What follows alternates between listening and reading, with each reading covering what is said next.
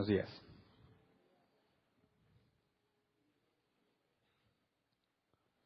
Hoy vamos a continuar con nuestro estudio del matrimonio en la serie de fundamentos. Hoy vemos la parte número 2 y partimos de donde nos quedamos el domingo pasado.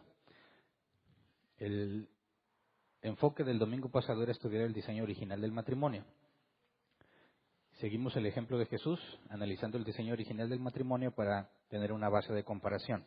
Si tenemos la base bíblica y lo comparamos contra lo que haces o contra lo que cualquiera hace en su matrimonio, podemos determinar si estamos haciéndolo bien o estamos haciéndolo mal. Acuérdense que vimos que pecado es errar al blanco. Entonces podemos encontrar cualquier tipo de pecado en el matrimonio si entendemos bien el diseño original. Ahora, vimos de toda la información que estuvimos viendo, vimos algunos puntos claves que quisiera recordar brevemente para efecto de lo que vamos a ver hoy. Dijimos que la esposa no es el ayudante ideal del esposo. Cuando entendemos o cuando leemos ayuda idónea, no debe traducirse o interpretarse como ayudante ideal. No está eso en el original. Bíblicamente la esposa es el complemento visible del hombre, necesario para cumplir la tarea que le fue asignada, ¿verdad? No es bueno que el hombre esté solo, le faltaba su complemento. Eva venía a suplir lo que Adán no tenía y Adán suplía lo que Eva no tenía. Entonces no hablamos de un ayudante ideal, sino de un complemento visible. Vimos también que el matrimonio requiere que el hombre y la mujer sean diferentes, la contraparte uno del otro. El hombre debe ser capaz de ser independiente de sus padres y autosuficiente, humanamente hablando. El hombre debe tener la madurez necesaria para poder entrar al pacto matrimonial. Dijimos también que es Dios quien entrega a la esposa al esposo, y Dios hace un pacto con el hombre sobre la responsabilidad de su mujer, y debido a eso el hombre tiene un pacto con su mujer. Es decir, el pacto matrimonial que un hombre hace para con su esposa es derivado del pacto que hace con Dios, ¿verdad? Después vimos que el esposo y la esposa tienen el mismo valor ante Dios, pero distinta responsabilidad. Para el esposo, su esposa es su máxima prioridad después de Dios. Los esposos deben de ser como si fuesen un solo ser. Por lo tanto, el matrimonio requiere monogamia y fidelidad. También deben ser transparentes el uno con el otro. Y por último vimos que es Dios quien pone el yugo sobre la pareja para que caminen juntos en el mismo sentido y dirección. Entonces, estuvimos analizando específicamente Génesis 2, ¿verdad? Todas estas cosas las pudimos deducir directamente del texto, no las estamos inventando, ¿verdad? Entonces, partiendo del diseño original, deberíamos concluir que todo matrimonio debe ser una muestra de la gloria de Dios, ¿verdad?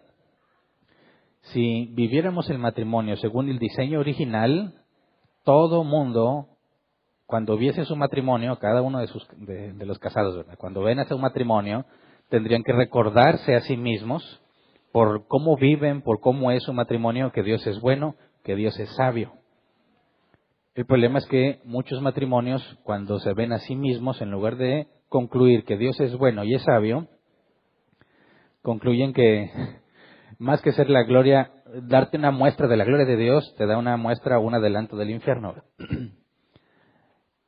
La gran mayoría de los matrimonios emproblemados no pueden ver la gloria de Dios en su matrimonio, mucho menos su matrimonio puede ser ejemplo o una muestra de la gloria de Dios.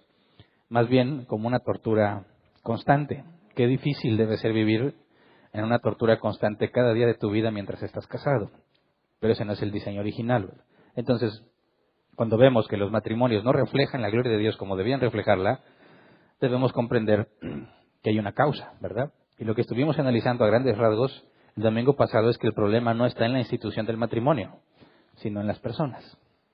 Entonces, viendo el diseño original, tenemos la pauta de lo que debemos hacer, la voluntad preceptiva de Dios y la voluntad de disposición, lo que le agrada que pase en el matrimonio. Sin embargo, tenemos muchos problemas, ¿verdad? ¿Por qué? Porque eso es quebrantable. No es la voluntad decretiva de Dios, sino la preceptiva. Y la preceptiva es la mejor oferta, lo mejor que puedes hacer, pero te equivocas, decides de otra manera. Entonces, el objetivo el día de hoy es entender lo que sucedió con el matrimonio de Adán y Eva después de la caída, porque eso describe la situación actual del matrimonio. Es decir, el domingo pasado analizamos el deber ser del matrimonio. Hoy vamos a entender la situación actual de todo matrimonio. Creyentes o no creyentes, todos estamos en esta exacta misma situación. Algunos más emproblemados que otros. Pero el objetivo de hoy, que es la parte número 2, es matrimonio después de la caída. Así que para empezar a analizar, vamos a orar primero. Así como estamos, Señor, nos ponemos en tus manos para que nos guíes una vez más, confiando en que si te buscamos, tú eres galardonador de los que te buscan, dice tu palabra. Enséñanos lo que has escrito con el objetivo, el propósito que tú pusiste en la Escritura para que podamos saber aplicarlo, comprenderlo, explicarlo también a otros y sobre todo poder resolver nuestros conflictos matrimoniales. Ayuda también a aquellos que no se han casado para que dentro de la medida de lo posible, según tu voluntad, puedan vislumbrar un poco de lo que enfrentarán si llegan a casarse. Gracias de antemano. Amén. Bueno, entonces, para empezar a analizar, quisiera que recordáramos en Génesis 2.25, por favor. Génesis 2.25. Dice, en ese tiempo, el hombre y la mujer estaban desnudos, pero ninguno de los dos sentía vergüenza. Y ese es el último versículo del capítulo 2, antes de empezar el capítulo 3. Sabemos que en el original no hay capítulos ni versículos, ¿verdad? Es un texto completo. Entonces, recordar esto que se nos dice que están desnudos, debemos de verlo no como un punto y aparte en la historia, sino como punto y seguido. Lo que sigue en el capítulo 3 es inmediatamente después de este relato. Cuando nos dice que el hombre y la mujer estaban desnudos, la palabra desnudos en hebreo arom se traduce como desnudo. En sentido negativo se puede traducir como ser hábil o astuto. Proviene del hebreo ur, que es estar expuesto o desnudo. Quiero mencionar esto por lo que va a pasar en el capítulo 3. Quisiera que viéramos un ejemplo de la palabra ur en Job 22.6. Dice, sin motivo demandabas fianza de tus hermanos y en prenda los despojabas de sus mantos. Desnudos los dejabas. Están acusando a Job, ¿verdad? De injusticia, tratando de explicar por qué le está yendo mal. Pero aquí podemos ver la aplicación de la palabra arom, estar desnudo. Entonces dice, estaban desnudos, pero ninguno de los dos sentía vergüenza. Y la palabra vergüenza, el hebreo bosh, se traduce como palidecer, por implicación, avergonzarse. Ahora, este detalle es fundamental para entender lo que va a pasar. Estaban ambos desnudos, nada que los cubriera físicamente. No está hablando en un sentido negativo porque no hay maldad, ¿verdad? Están sin cubierta física, por así decirlo. Vimos que eso se debe entender como una transparencia absoluta entre esposo y esposa. No hay nada oculto entre ellos. No hay nada privado entre ellos. Y ese es el deber ser. ¿Ok? No se avergonzaban implica no había conciencia de que estuviesen haciendo algo equivocado. Ahora consideremos, la desnudez en este momento no es problema para ellos, ¿verdad? ¿Por qué? Porque no tienen conciencia de pecado. La desnudez en sí misma para Adán y Eva no es nada malo, es buena, ¿verdad? Luego, Génesis 3.1, dice, la serpiente era más astuta que todos los animales del campo que Dios el Señor había hecho. Así que le preguntó a la mujer, ¿es verdad que Dios les dijo que no comieran de ningún árbol del jardín? Ahora vemos un cambio radical en la historia, ¿verdad? Nos habla de cómo Adán y Eva tienen confianza absoluta y no tienen ninguna concepción de que estén haciendo algo malo o conciencia de hacer algo inapropiado, como quizás muchos de nosotros entenderíamos actualmente la desnudez, ¿verdad? Inmediatamente después se introduce este personaje que no se nos había mencionado antes, la serpiente. Ahora, cuando hablamos de la serpiente y se le presenta a la mujer y le hace una pregunta, tendremos que hacernos preguntas al respecto. Porque se acuerdan que Adán y Eva habían recibido autoridad para gobernar la tierra, ¿verdad? ¿Sobre qué? Sobre las aves, sobre los peces, sobre los animales terrestres, ¿verdad? Si esta es una serpiente literal, sería un ser subordinado a Adán y Eva, ¿verdad? ¿Y las serpientes hablan? Si consideramos como literal, una serpiente literal, como nosotros conocemos a las serpientes hoy en día, y hablando con Eva y cuestionando a Eva sobre lo que Dios dijo, nos costaría trabajo entender la subordinación que una serpiente debería tener para con Adán y con Eva, ¿verdad? Y sobre todo, ¿por qué no le causa sorpresa que la serpiente hable? Esto ha llevado a algunos a decir que antes las serpientes hablaban. Y no nada más hablaban, sino que andaban erguidas, porque vamos a ver que el castigo de la serpiente es arrastrarse sobre su vientre, ¿verdad? Dices, bueno, pues antes tú andabas caminando por el Edén y veías caminando una serpiente erguida y te decía, ¿qué onda, cómo estás? Y la saludabas sin problema alguno. A mí me parece que no concuerda, ¿verdad? Porque para que una serpiente hable, tendría que tener atributos de persona, ¿verdad? La serpiente tendría que ser una persona capaz de razonar, capaz de establecer un diálogo, que entiende lo que la lógica es, porque si no existieran las leyes de la lógica no podríamos hablar unos con otros. Lo que yo pienso tiene que estar ordenado por la lógica. Cuando te lo explico, con esas mismas leyes de la lógica tú interpretas lo que te estoy diciendo. Para que una serpiente tenga conciencia de las leyes de la lógica se requiere que sea una persona. De manera que no creo que esté hablando con una serpiente literal. Cuando analizamos el original, la palabra serpiente es el hebreo nakash, que se traduce como serpiente. Nos dice que era astuta, arum. Y esta palabra arum es el participio pasivo de arum, o sea, está conjugando la otra palabra arum, que es desnudo. Entonces, cuando nos dice que la serpiente estaba desnuda y que estaba hablando con Eva, algunos han llegado a concluir que la serpiente y Eva tuvieron relaciones sexuales. Eso no está en el texto en lo absoluto, ¿verdad? Entonces, ¿es una serpiente literal o no? Cuando nos habla del hebreo, la palabra serpiente es un sustantivo masculino. De hecho, la palabra nakash tiene 3 aplicaciones. Un sustantivo refiriéndose a serpiente, que es la traducción, pero en sentido masculino. Un verbo, que se puede traducir como practicar la adivinación u observar signos. Y partiendo de ese verbo, aplicar un sustantivo distinto, que es la adivinación o el encanto. Ahora, tienes una serpiente con características personales, ¿verdad?, que hace cuestionamientos sobre lo que Dios le dijo a Adán y Eva. Entonces, si fuese una serpiente literal, no nada más puede entablar conversación con Adán y Eva, sino que también tiene memoria. Y también puede establecer cuestionamientos con respecto a algo que no escuchó directamente, sino que Dios dijo. Entonces, cuando analizamos con más detalle el original, cuando se refiere a la serpiente, que es lo que vemos en nuestra traducción al español, lo que el original hebreo dice es el serpiente. Tercera persona masculina del singular, él. Habla de el serpiente, no la serpiente. Así que nos está hablando de serpiente como un calificativo. Alguien que es astuto. Ahora, si está hablando y no hay ninguna sorpresa por parte de Adán y Eva y tiene características personales, entonces difícilmente debiésemos concluir que se trata de un animal. Ahora, encontré una teoría interesante. Tratando de explicar por qué la serpiente habla y Adán y Eva no tienen ningún problema en estar viendo una serpiente que habla. Y las capacidades que tiene, el conocimiento que tiene de Dios esta serpiente, porque sabe qué es lo que Dios dijo y cómo malversa lo que Dios ha enseñado, nos lleva a cuestionarnos sobre quién es esta serpiente que tiene atributos personales y concluir que no puede ser un simple animal. Entonces, algunos hallan una relación interesante, y quería comentárselas, entre la palabra hebrea nakash, que se traduce como serpiente, y otra palabra que también se traduce como serpiente, que es saraf. Hay un pasaje en la Escritura, vamos a Números 21, 6 al 8, donde estas dos palabras, tanto nakash como saraf, se usan para hablar de serpientes y vemos que pueden ser intercambiables. Dice, por eso el Señor mandó contra ellos serpientes venenosas para que los mordieran y muchos israelitas murieron. Está hablando de los israelitas que salieron de Egipto, ¿verdad? Cuando nos dice que mandó serpientes venenosas, hay 2 palabras, serpientes y venenosas. La palabra serpientes es nakash y la palabra venenosas es saraf.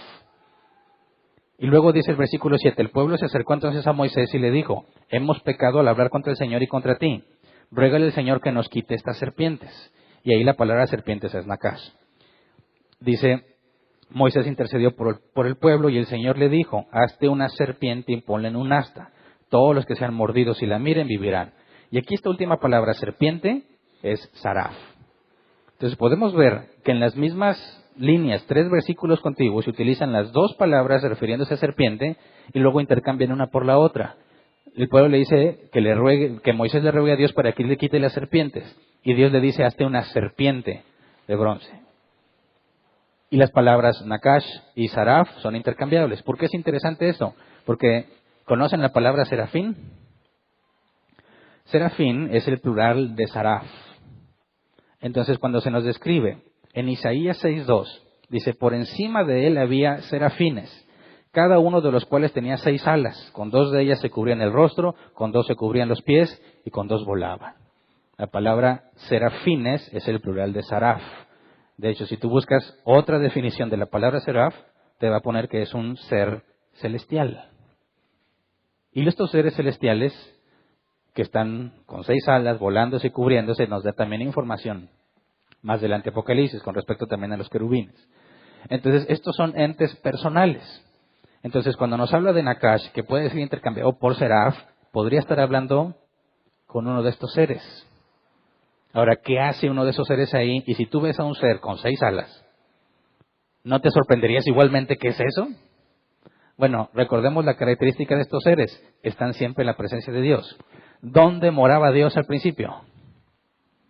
En la tierra, con el humano. Entonces, coexistían, cohabitaban tanto los seres celestiales que están al servicio de Dios como los seres humanos. De manera que un serafín o los querubines que están mencionados después de que son expulsados del Edén con espadas revolventes de fuego, no eran algo desconocido para ellos, sino algo común. ¿Me explico? Entonces, Eva está hablando con alguien a quien no se sorprende que hable, que está catalogado como serpiente y que puede ser intercambiable por la palabra que se refiere a un ser celestial, no a una serpiente literal. ¿Por qué es importante esto? Por la credibilidad que Adán y Eva depositan en esta criatura. Porque para ellos no nada más es un ser, es alguien confiable, alguien que es digno de tomar en serio lo que dice. Entonces, si es realmente esta teoría válida y está hablando con un ser que está en la presencia de Dios, mucho más difícil sería determinar el error que les estaba proponiendo. Porque está alguien directo que está también en la presencia de Dios, tal como Adán y Eva podían estar en la presencia de Dios, les está diciendo algo y vamos a ver que les propone algo que no necesariamente contradice la palabra de Dios. Entonces, cuando vemos que la serpiente le pregunta a Eva, vamos a leer Génesis 3, 1 al 3, dice, la serpiente era más astuta que todos los animales del campo que Dios el Señor había hecho, así que le preguntó a la mujer.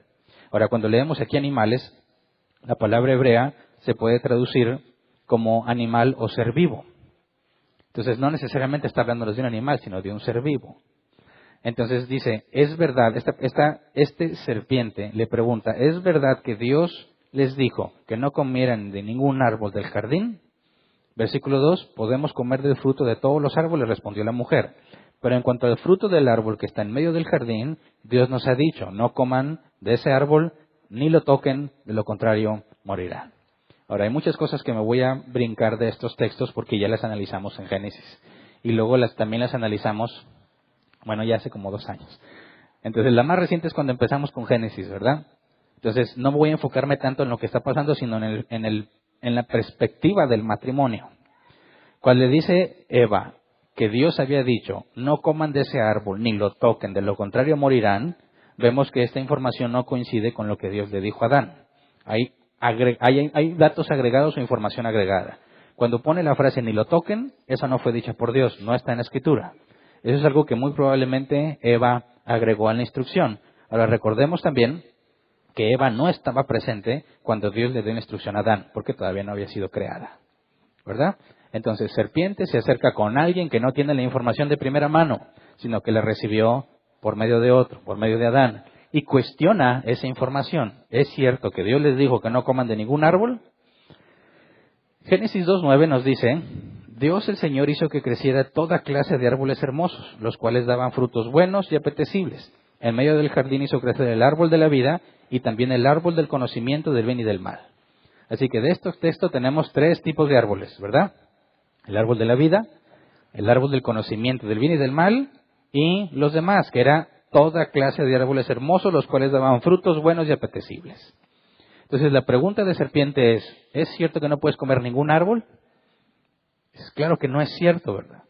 La única prohibición era el árbol del conocimiento del bien y del mal. O sea que Adán y Eva podían comer de cualquier otro árbol, incluyendo el árbol de la vida, ¿verdad? Entonces, cuando serpiente hace esa pregunta, aparentemente muestra ignorancia, y una ignorancia grave, porque si Adán y Eva no pudieran comer de ningún fruto, entonces no podrían comer en absoluto, ¿verdad? Entonces es una pregunta obviamente equivocada que tiene otra intención. Versículo 4 y 5 dice, pero la serpiente le dijo a la mujer, no es cierto, no van a morir. Dios sabe muy bien que cuando coman de ese árbol se les abrirán los ojos y llegarán a ser como Dios, conocedores del bien y del mal. Ahora fíjate bien, ¿qué clase de ser es este? De manera que Adán y Eva pongan valor a sus palabras y duden realmente si lo que dice es cierto. Podría ser cualquier ser, cualquier animal X que iba pasando por ahí y le dijo, lo que pasa es que Dios quiere esto. ¿Cómo obtiene esa información de lo que Dios quiere en realidad? Tendría mucho más sentido si es alguien cercano a Dios, como la Biblia describe tanto a los serafines como a los querubines. Entonces tendrías información de alguien que aparentemente está siempre ante Dios y que te diga, mira, Dios les dijo que se van a morir, pero no es cierto. Lo que pasa es que Dios sabe que cuando comas de eso vas a ser como Él. Por eso te dijo que no. O sea, Dios no quiere que ustedes sean como Él. Dios quiere ser el único que es así. Dios quiere ser el único digno de honra, el único digno de alabanza. Y no quiere compartir su gloria con ustedes.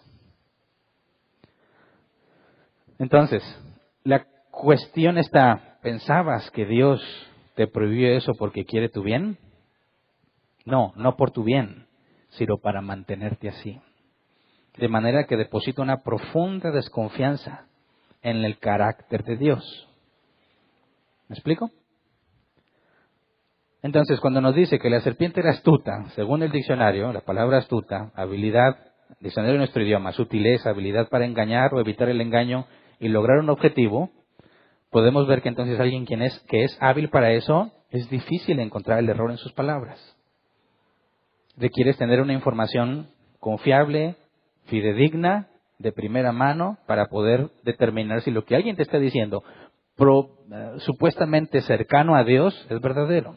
Ahora, en esto consiste todo engaño que tiene que ver con la doctrina bíblica. Porque imagínate que va pasando una persona por la calle y te dice, oye Hernán, ¿sabes qué? Yo encontré en la Biblia que es pura mentira lo que dicen. La Biblia está llena de mentiras. La verdad es que los aliens vinieron y experimentaron con los animales que estaban aquí y de aquí salimos nosotros. Y bueno, ¿qué tanto le crees? Si tú de perdido has leído la Biblia vas a decir, oye, no, compadre, estás yendo para el monte, ¿verdad? Pero ¿qué pasa si alguien te dice, mira, yo soy pastor, apóstol? Nosotros también lo descartamos, pero mucha gente se lo cree. Apóstol, y tengo, mira, licenciado en teología, y soy doctor en no sé qué.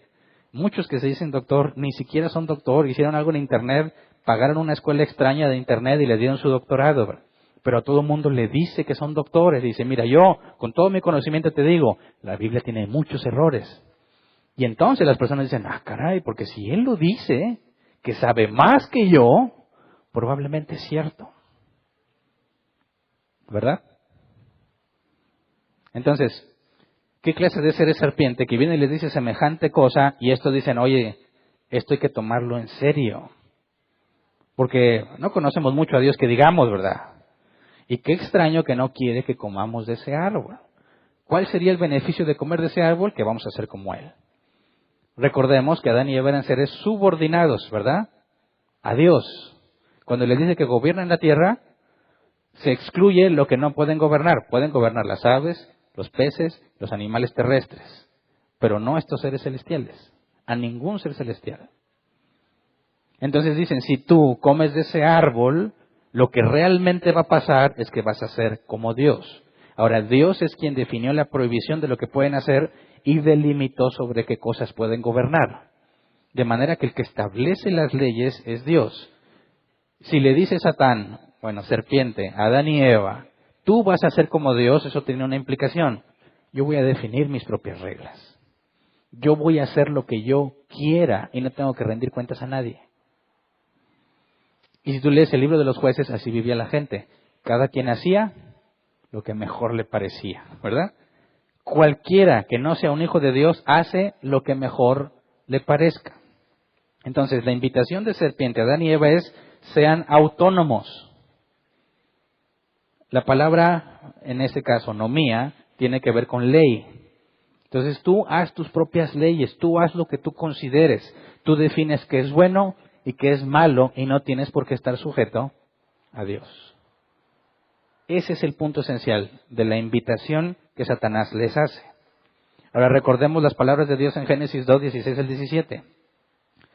Dice, y le dio este mandato, puedes comer de todos los árboles del jardín, pero del árbol del conocimiento y del bien y del mal no deberás comer.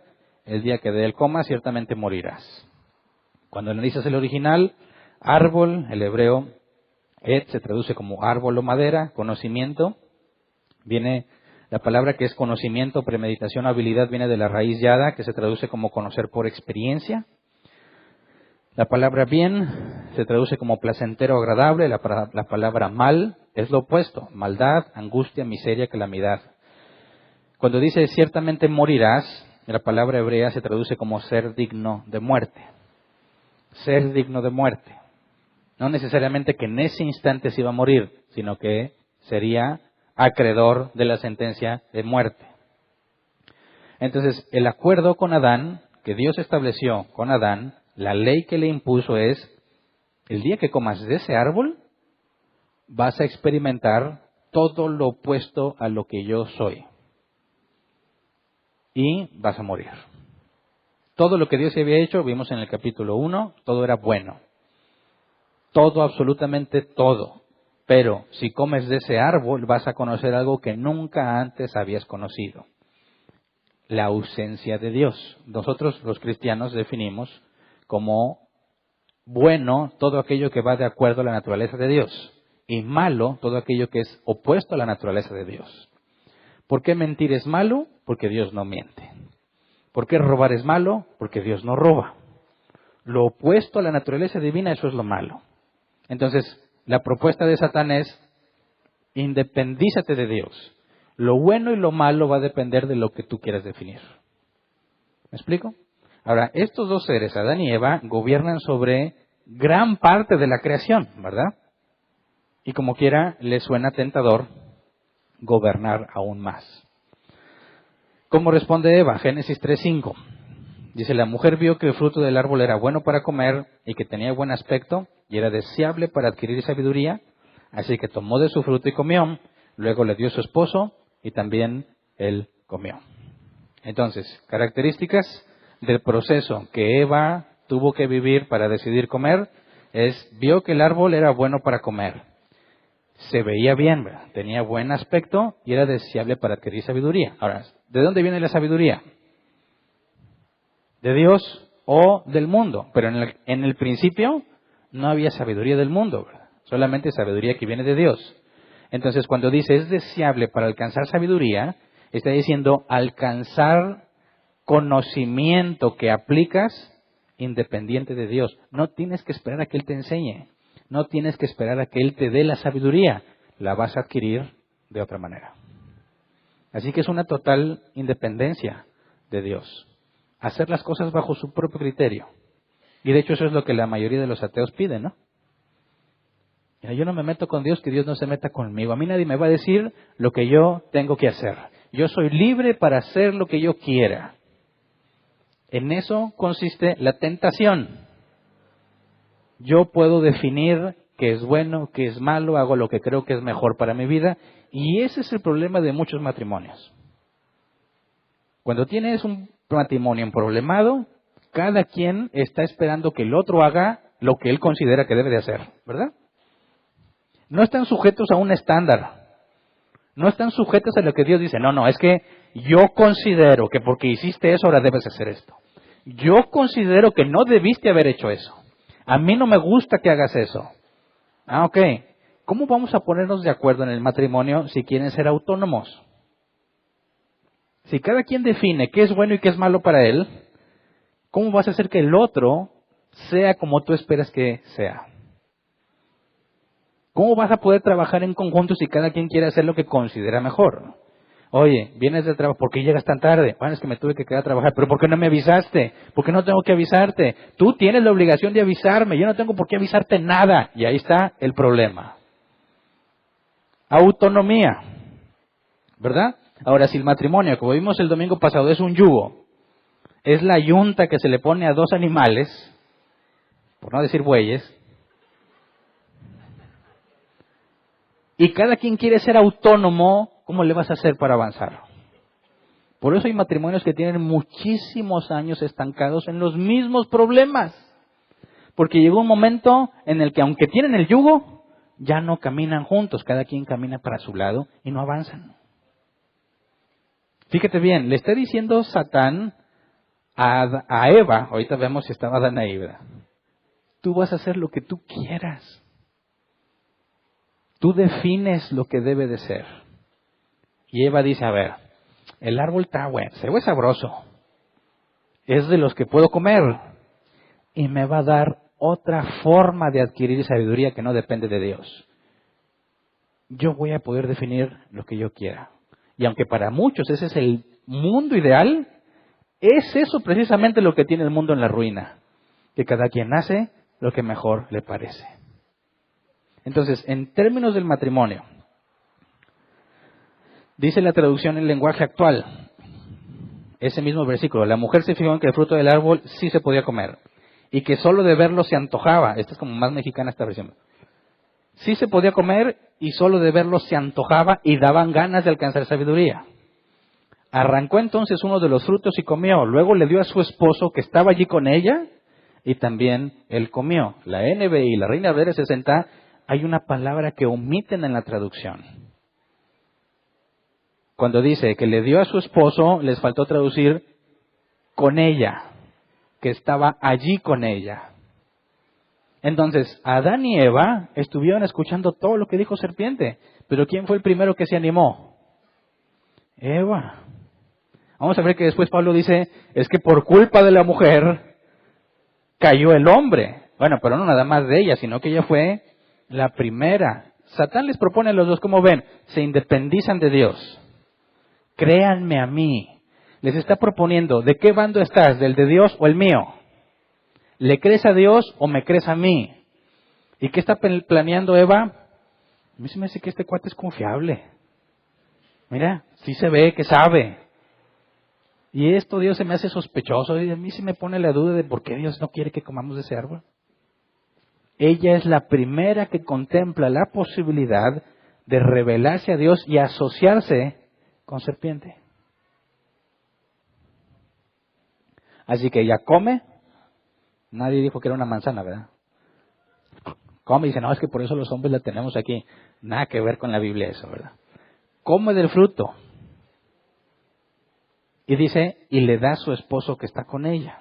Ahora analicemos eso. Al momento que Eva muerde el fruto, ya pecó, ¿verdad? ¿Qué es pecado? Errar al blanco. No comas del fruto de ese árbol. Ella come, ya pecó, ¿verdad? Pero no es el único pecado. Porque dice, luego le dio a su esposo. Ahora, ¿cuál era el propósito de la mujer? Ayudarle a Adán, siendo su contraparte visible, a cumplir su tarea. Darle el fruto para que coma es lo opuesto a la tarea de Adán. Porque la tarea de Adán es no comas de ese árbol. Así que la mujer peca por segunda vez, dándole lo malo a su esposo. Y el pobre esposo, bueno, ¿cierto? Él estuvo ahí oyendo todo.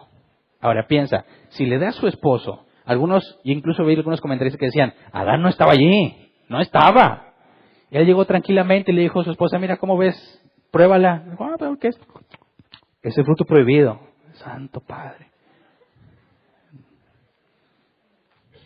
Estaba con ella.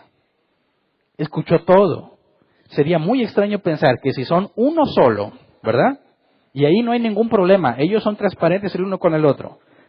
Si Eva va a decidir rebelarse contra Dios, ¿lo haría de forma independiente a Adán cuando son uno solo? No se puede. Porque si Eva decide hacer a un lado a Adán y decidir ella, ya pecó antes de comer el fruto.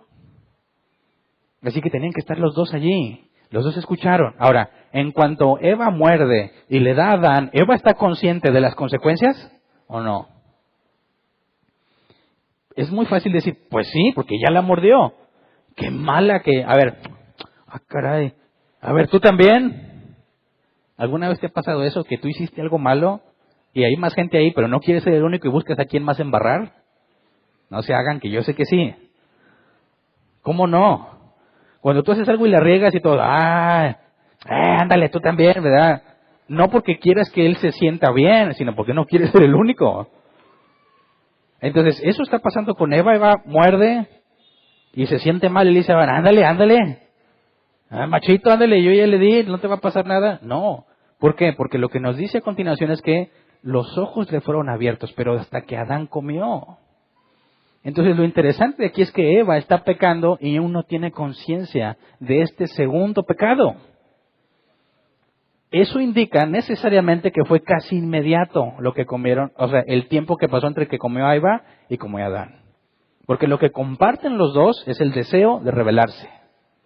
Eva muerde y si hubiera pasado tiempo, si hubiera tenido que ir a buscar a Adán, sus ojos hubieran sido abiertos.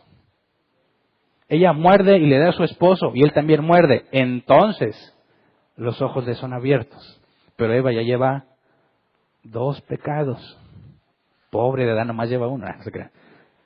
Adán decide y él, siendo el responsable, no impide que su esposa coma. Ambos sellan la alianza con serpiente. Deciden desconfiar de Dios. Ahora, otra pregunta. ¿Sabían ellos que se iban a multiplicar y iban a tener hijos? O dijeron, las criaturas, ni pensamos en las criaturas cuando mordieron el fruto. Ya sabían, porque era la orden. Multiplíquense. Entonces, Adán y Eva saben que cuando coman, ¿van a afectar a toda su descendencia? Sí. Y no les importa con tal de ser independientes. No nada más están pensando en ser independientes ellos dos, sino toda su descendencia. ¿Qué tan grave es el pecado de Adán y Eva? Dicen los ateos, Dios tan exagerado, nomás porque comieron del fruto. Es que no, el problema no es comer del fruto. El problema es la rebelión, asociarse con serpiente desconfiando de Dios, dándole confianza a serpiente en lugar de confiar en Dios. Decidir que para ellos y su descendencia no quieren saber nada de aquel que les ha dado todo. No hay ninguna razón para que desconfíen de Dios, pero deciden desconfiar de Dios. Por eso es un pecado gravísimo, gravísimo. Y si Dios es justo, debió fulminarlos en el instante. No tiene por qué tolerar ese comportamiento, ¿verdad? Entonces, ambos comieron, ambos tuvieron que reflexionarlo previamente. Ambos decidieron confiar en la interpretación de serpiente. Y fíjate bien, un error de interpretación los llevó a la muerte. Dios dijo, no comas de ese árbol. Ok, no lo negamos. Satanás nunca negó que Dios no quiere que comas de ahí. Lo que negó es la consecuencia de hacerlo. ¿Desobedeces a Dios, te mueres? No, no te mueres. Va a haber cosas nuevas para ti. Nuevo conocimiento, sabiduría. Sí, Dios no quiere que lo comas, no niego eso. Pero el por qué Dios lo prohíbe. ¿No dicen los ateos que Dios prohíbe lo más divertido? Dicen, ay no, qué aburrido ir al cielo. Con puros hipócritas ahí, santurrones. Mejor me voy al infierno donde va a estar el ambiente. Punches, punches, punches, punches. Y piensan que van a estar así, ¿verdad? Y se van a topar a todos. ¿Qué onda, mi Hitler? ¿Cómo estás? Y puro ambiente, pura fiesta, pura pachanga, orgías, tomadera. ¿Piensan que es eso? Eso es lo absurdo. Porque si no hay Dios, si estás ausente de los atributos de Dios, no hay paz, no hay justicia. ¿Verdad? No hay paciencia, no hay amor, no hay tolerancia. ¿Cómo será vivir en puras personas que no tienen nada de eso? No van a poder organizarse ni para una sola cosa. ¿Qué será vivir en un lugar donde cada quien hace lo que le parece mejor, en lugar de hacer lo correcto? Imagínate una ciudad sin ley. ¿Para qué sirve el gobierno secular? Según Romanos, para refrenar la maldad. Hay mucha maldad. Decimos, muchos de los que roban no van a la cárcel, muchos de los que secuestran no van a la cárcel. Sí, pero muchos otros sí. Quita la ley y ¿qué va a pasar con la sociedad? Se va a volver un caos, porque cada quien va a hacer lo que mejor le parezca. Entonces, Adán y Eva se alían con serpiente, pecan gravemente, se rebelan injustificadamente, y dice el versículo 7, Génesis 3:7, en ese momento se les abrieron los ojos y tomaron conciencia de su desnudez, por eso, para cubrirse, entretejieron hojas de higuera. Ahora, comen los dos, se les abren los ojos, toman conciencia. La palabra toman conciencia es yada, conocer por experiencia. Es lo que Dios dijo que pasaría cuando comieras de ese árbol. Conocer por experiencia, se cumplió lo que Dios dijo. Y dice entonces que tomaron conciencia de su desnudez.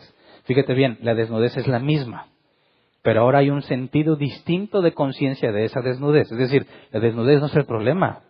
sino su conciencia con respecto a eso. ¿Por qué? Porque ahora en lugar de verse uno al otro desnudos tal como son, buscan con qué cubrirse. ¿Qué significa eso? Se acabó la confianza. ¿Por qué se acabó la confianza? Porque se dieron cuenta de la traición. Ahora, si esta mujer, imagínate que yo soy Adán, si esta mujer está dispuesta a traicionar a Dios, ¿por qué voy a confiar en ella? Eso es muy importante que lo entiendan los que quieren casarse algún día. Porque están casados con personas que no aman a Dios. Bueno, quieren casarse con personas que no aman a Dios, lo que la Biblia denomina un yugo desigual. Y dicen, ¿qué tiene? Lo importante es que nos amemos, ¿no? Yo lo convierto. Yo voy a llevarlo hasta que crea. Mira, esto es lo que pasó con Adán y Eva. Si tu pareja no le es fiel a Dios, ¿te va a ser fiel a ti? Si tu pareja no procura su propia imagen, su propio estándar, su santidad para con Dios, ¿se preocupará por ti? Si tu pareja no se humilla a sí mismo para exaltar a Dios, ¿se va a humillar para ayudarte a ti? Claro que no. Dicen, pues Dios quita lo divertido, no te cases con los incrédulos. Sansón, ¿cómo le fue? Con su matrimonio y luego con Dalila, que ni siquiera se casó con ella. Hay mucha sabiduría en las restricciones que Dios pone, pero tendemos a aliarnos con serpiente y decir, no, lo que pasa es que Dios quiere quitarme la diversión. No es para mi bien lo que me está diciendo, es para amargarme la vida. Casarse con alguien que no ama a Dios es una pésima idea. Entonces, ya no pueden estar confiando uno en el otro y se cubren. Desde ese momento hay partes privadas entre ellos. Áreas de su vida que en este caso no nada más es físicamente. Hay una separación. Se esconden, se cubren uno del otro, también de Dios. Pero se acabó la confianza. Ahora, esto es lo que empieza a describir el matrimonio actual. Aunque muchos dicen, no, yo te tengo confianza. Ojo, puedes tú empezar a darle confianza a alguien en un principio. Y quizás es el estándar para muchos. Pero el momento en que la pierde, ya no se la puede regalar. Se la tiene que ganar. ¿Me explico? ¿Por qué? Porque las personas no son esencialmente gente buena que a veces hace cosas malas. No, bíblicamente hablando son personas malas que ocasionalmente hacen cosas buenas. Entonces, si yo me voy a casar con alguien y ese alguien tiene el mismo problema de Adán y Eva, porque todo hijo de Adán y Eva, bueno, principalmente de Adán, excepto un hijo de Eva que es Jesús, tenemos exactamente la misma situación que ellos. Uno de los objetivos del matrimonio es ser transparentes uno con el otro, pero por naturaleza no quiero ser transparente. Hay muchas cosas que no quiero decir y que no quiero que nadie se entere, ni siquiera mi pareja. Así que para poder cumplir con la transparencia en el matrimonio se requiere un gran esfuerzo, tanto del que quiere confiar como del que quiere que confíen en él, porque tienes que demostrar que eres confiable. Y ahí está el problema, que nos equivocamos muchas veces. Entonces, los problemas de confianza en el matrimonio se deben a la naturaleza propia de la persona, que no va a confiar si le haces daño. Y hemos hecho daño muchísimas veces. Cada vez que dañas a tu pareja, se va a retraer exactamente igual como Adán y Eva. Y no puedes decir, es que tú tienes que confiar en mí. No, porque tú lo arruinaste. Tienes que entender que tu cónyuge en su naturaleza es protegerse a sí mismo. Y si tú lo comprendes, vas a tener que luchar por ganarte la confianza. Vas a considerar que es algo valioso que no quieres perder. Si no entiendes la naturaleza de tu cónyuge, simplemente vas a decir, tú deberías confiar en mí. No confías en mí porque no me quieres. Y empiezas a demandar confianza cuando tú no eres quien ha dado las razones para que confíen en ti. Empezamos a ver la razón de los problemas más graves del matrimonio. Están ensamblados en nuestra naturaleza. Y si no comprendemos cómo somos, no vamos a poder avanzar. Tenemos que tener un estándar en común. ¿Cuál es la regla para los dos en el matrimonio? Y los dos nos vamos a sujetar a esa regla, no cada quien haciendo lo que quiere. La gran mayoría de los matrimonios tienen sus problemas por la autonomía. Entonces, la confianza es algo muy valioso en el matrimonio que no puedes darte el lujo de perder. Y si la perdiste, ahora tienes que demostrar que eres digno de tenerla otra vez. Y es algo difícil. Génesis 3:8. Cuando el día comenzó a refrescar, el hombre y la mujer oyeron que Dios el Señor andaba recorriendo el jardín. Entonces corrieron a esconderse entre los árboles para que Dios no los viera. Entonces, primer consecuencia de haber comido el árbol o el fruto del árbol, toman conciencia de pecado. Ya no desconfían en ellos mismos, ¿verdad? Ya no confían en ellos mismos, ahora desconfían entre ellos. Empiezan a ocultarse cosas uno del otro. Luego, saben que Dios es justo y que ellos acaban de pecar. Por consecuencia, tienen miedo. ¿Por qué le tienen miedo a Dios? Porque saben que Dios es justo. Y la paga de su pecado es la muerte. Y eso es lo que anuncia el Evangelio y ha anunciado siempre. Dios es justo y la paga del pecado es muerte. Y el problema que tenemos como humanidad es que hemos pecado. ¿Qué corresponde a un Dios justo? Que nos mate. Por eso nos escondemos de Dios como si pudiésemos escondernos. Entonces se esconden, ¿verdad? Les da vergüenza, pierden la confianza y luego tienen miedo. Miedo de quien no les ha hecho absolutamente ningún daño. ¿Por qué les tienen miedo? Porque saben que están mal. Así que se esconden. ¿Cuál debería ser la reacción de Dios? Fulminarlos en ese instante. ¿Pero qué hace? Génesis 3:9-12. Pero Dios, el Señor, llamó al hombre y le dijo, ¿dónde estás? El hombre contestó, escuché que andabas por el jardín y tuve miedo porque estoy desnudo. Ahora, el miedo no está relacionado a su desnudez, sino a la razón de la desnudez. Vienes, ya sé que vienes y yo pequé y tú eres justo, me vas a matar. Por eso me escondí. Versículo 11. ¿Quién te ha dicho que estás desnudo? Le preguntó a Dios. ¿Acaso has comido del fruto del árbol que yo te prohibí comer? Él respondió, la mujer que me diste por compañera me dio de ese fruto y yo lo comí. Ok. Fíjate bien el proceso de Adán. Te tengo miedo, Dios. No quiero que estés aquí conmigo. Porque yo estoy mal. Y no soporto que tú estés aquí. Pero no porque tú estés bien, sino porque yo sé que estoy mal. La culpa. Todo mundo tiene culpa. Todos, hasta los ateos. La culpa es inexplicable si no hay un Dios justo. ¿Verdad? Porque si no hay un estándar de justicia y un ser que va a administrarla, que es más poderoso que tú, no tendrías por qué sentir culpa. Pero si sabes que hiciste algo malo, te sientes culpable. Ahora, ¿qué haces con la culpa? Dios, que es omnisciente, ya sabe lo que pasó. Y le dice, Adán, ¿dónde estás? Adán, no Eva. Adán, ¿dónde estás? Luego le dice, ¿quién te ha dicho que estás desnudo? ¿Acaso comiste del fruto del árbol que te prohibí comer? Dios ya sabe, pero le da la oportunidad a Adán de que se explique. ¿Y qué hace Adán? Trata de limpiar su imagen, de salir bien librado. Sí, Señor, sí. La culpa es de ella. ¿Y sabes qué? Tú me la diste.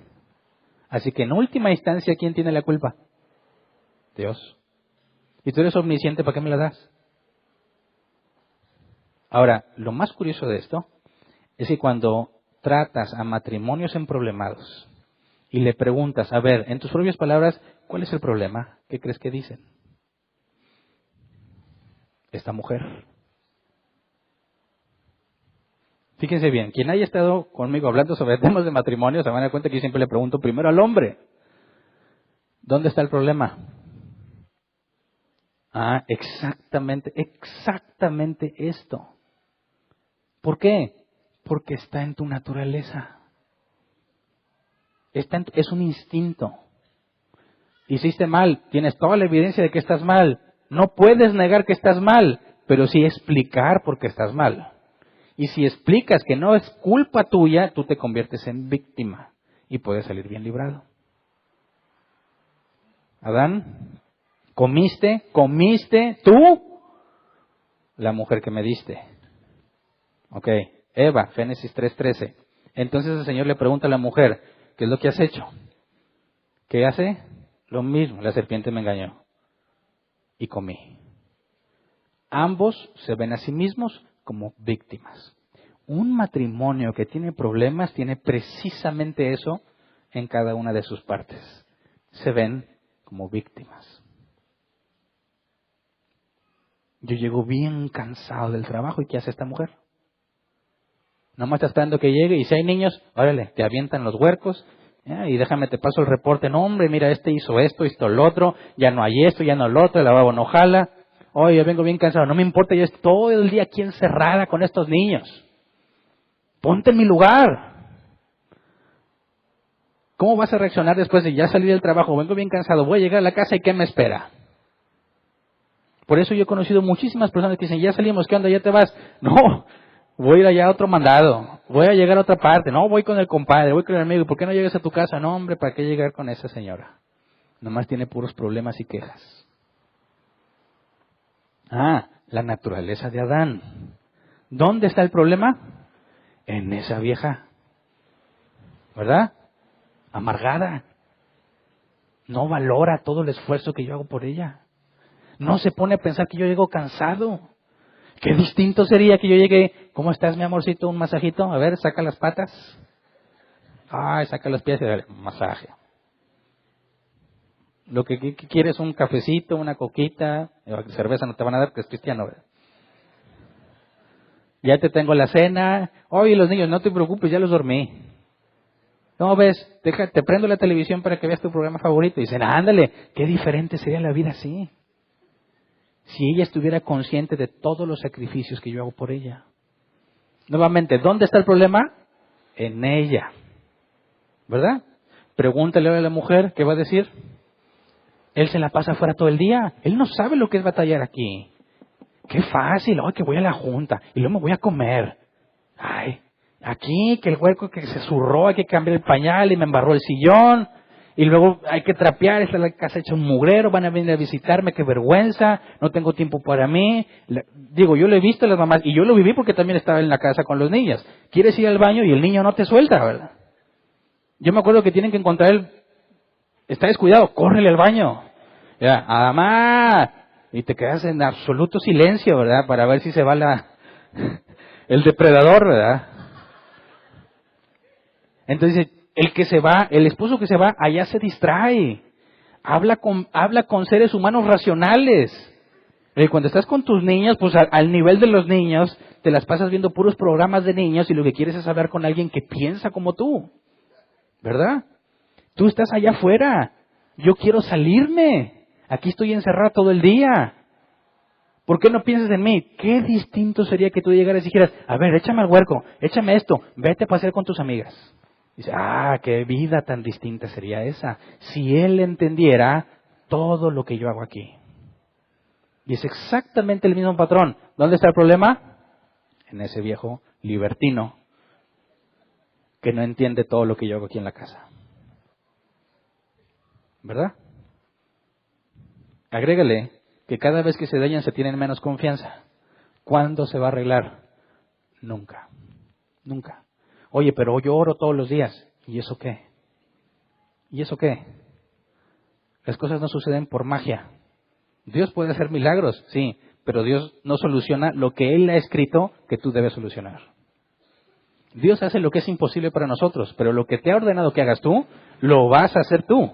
Y si no lo haces tú, ahí vas a quedarte. Dios en su misericordia nos cambia y nos hace entender cosas que no entendíamos. Y ese cambio de entendimiento nos lleva a hacer cosas que no hacíamos, o dejar de hacer cosas que antes hacíamos, y eso es lo que trae un cambio en nuestras vidas. Pero mientras no entendamos que no puedes reaccionar exactamente como ellos reaccionan, no vas a avanzar. Entonces, no es culpa ni de Adán, según Adán, ni de Eva, según Eva, sino de la cochina serpiente. ¿Verdad?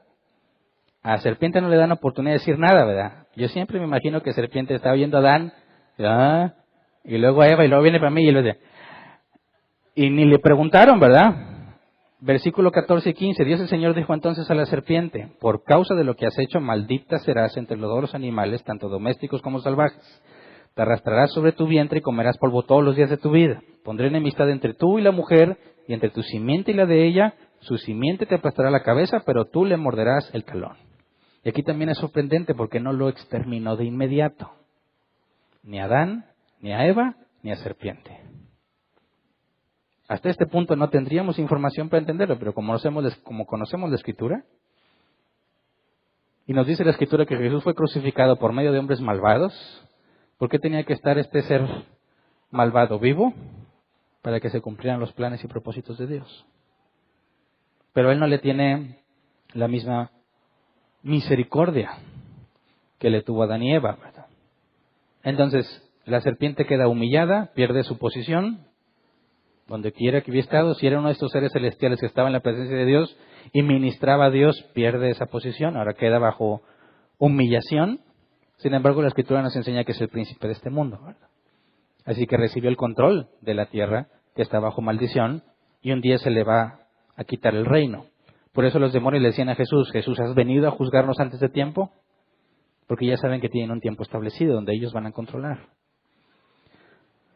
Entonces, lo que hace Dios cuando condena a la serpiente es deshacer la alianza, pondría enemistad entre tú y la mujer, porque son los primeros que se aliaron. Se acaba la alianza. ¿Eso es bueno o malo?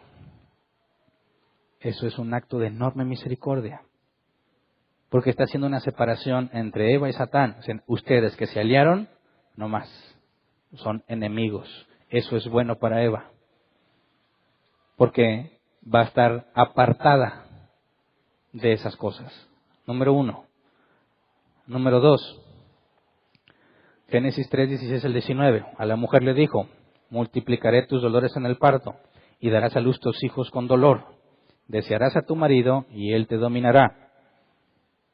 Al hombre le dijo: por cuanto le hiciste caso a tu mujer, y comiste del árbol del que te prohibí comer, maldita será la tierra por tu culpa.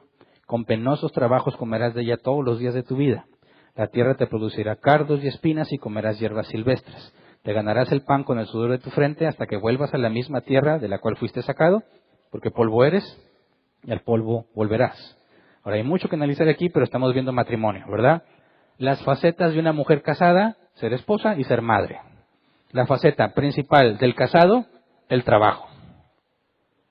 ¿Qué hace con respecto a las dos facetas principales de una mujer casada?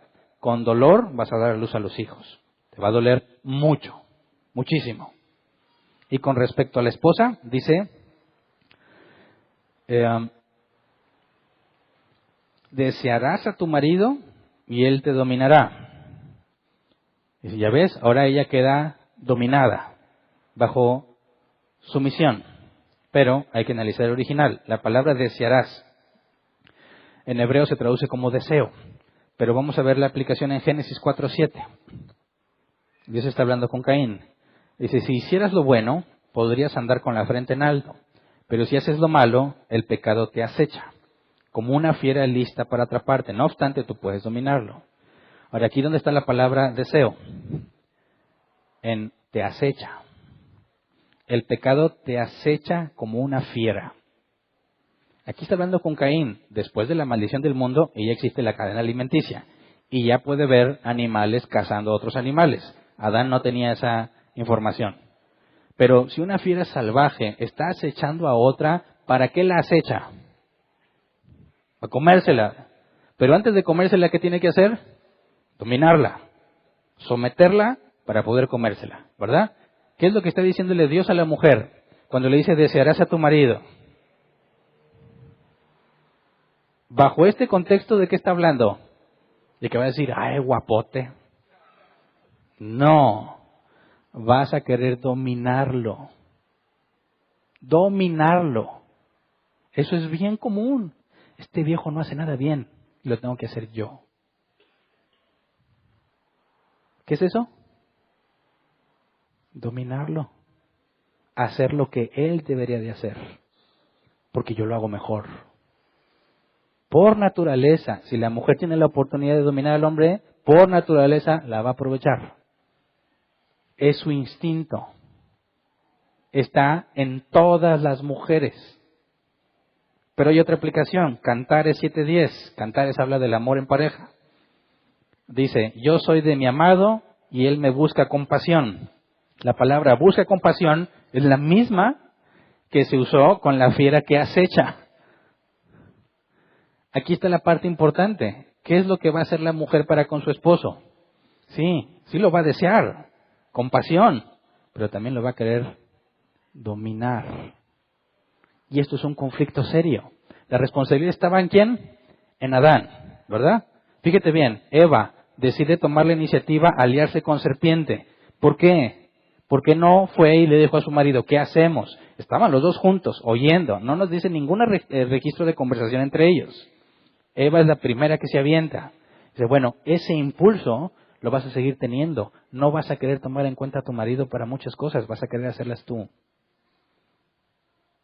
¿Me explico? Como si tú mandaras, como si tú fueras la única que decide. Es dominar, tomar el papel que le corresponde a él. Por naturaleza. Ese es un problema serio que trae muchos conflictos en el matrimonio. Porque la mujer, en lugar de decir, bueno, voy a esperar a que él decida, ¿cuál esperar? Yo voy a hacer lo que sé que debo de hacer. ¿Verdad? Y no porque deje de amarlo, sino porque considera que ella lo puede hacer mejor.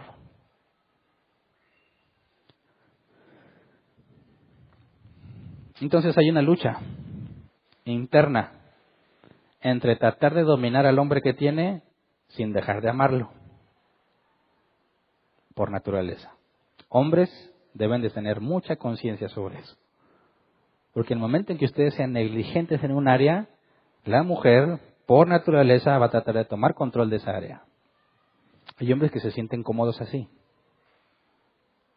Por ejemplo, ¿no te puedes levantar temprano porque te quedas dormido? ¿De quién dependes? Hay hombres que dicen, levántame, ¿verdad? Ay, pues ¿qué tiene, hombre? Pues que me levante. Oye, ¿pusiste el despertador? Sí, no lo oigo, tiene que levantarme ella. Parece insignificante. Parece que no pasa nada. Pero le estás dando control sobre muchas cosas. Porque ahora ella sabe que tú no eres capaz de hacerlo si ella no te hace hacerlo. Y eso empieza a propagarse a otras áreas de la vida. Y el hombre, en su flojera, en su negligencia, cede cada vez más cosas. Dice, ¿y sabes qué? Mi esposa como que no me respeta. ¿Cómo quieres que te respete si eres un inútil?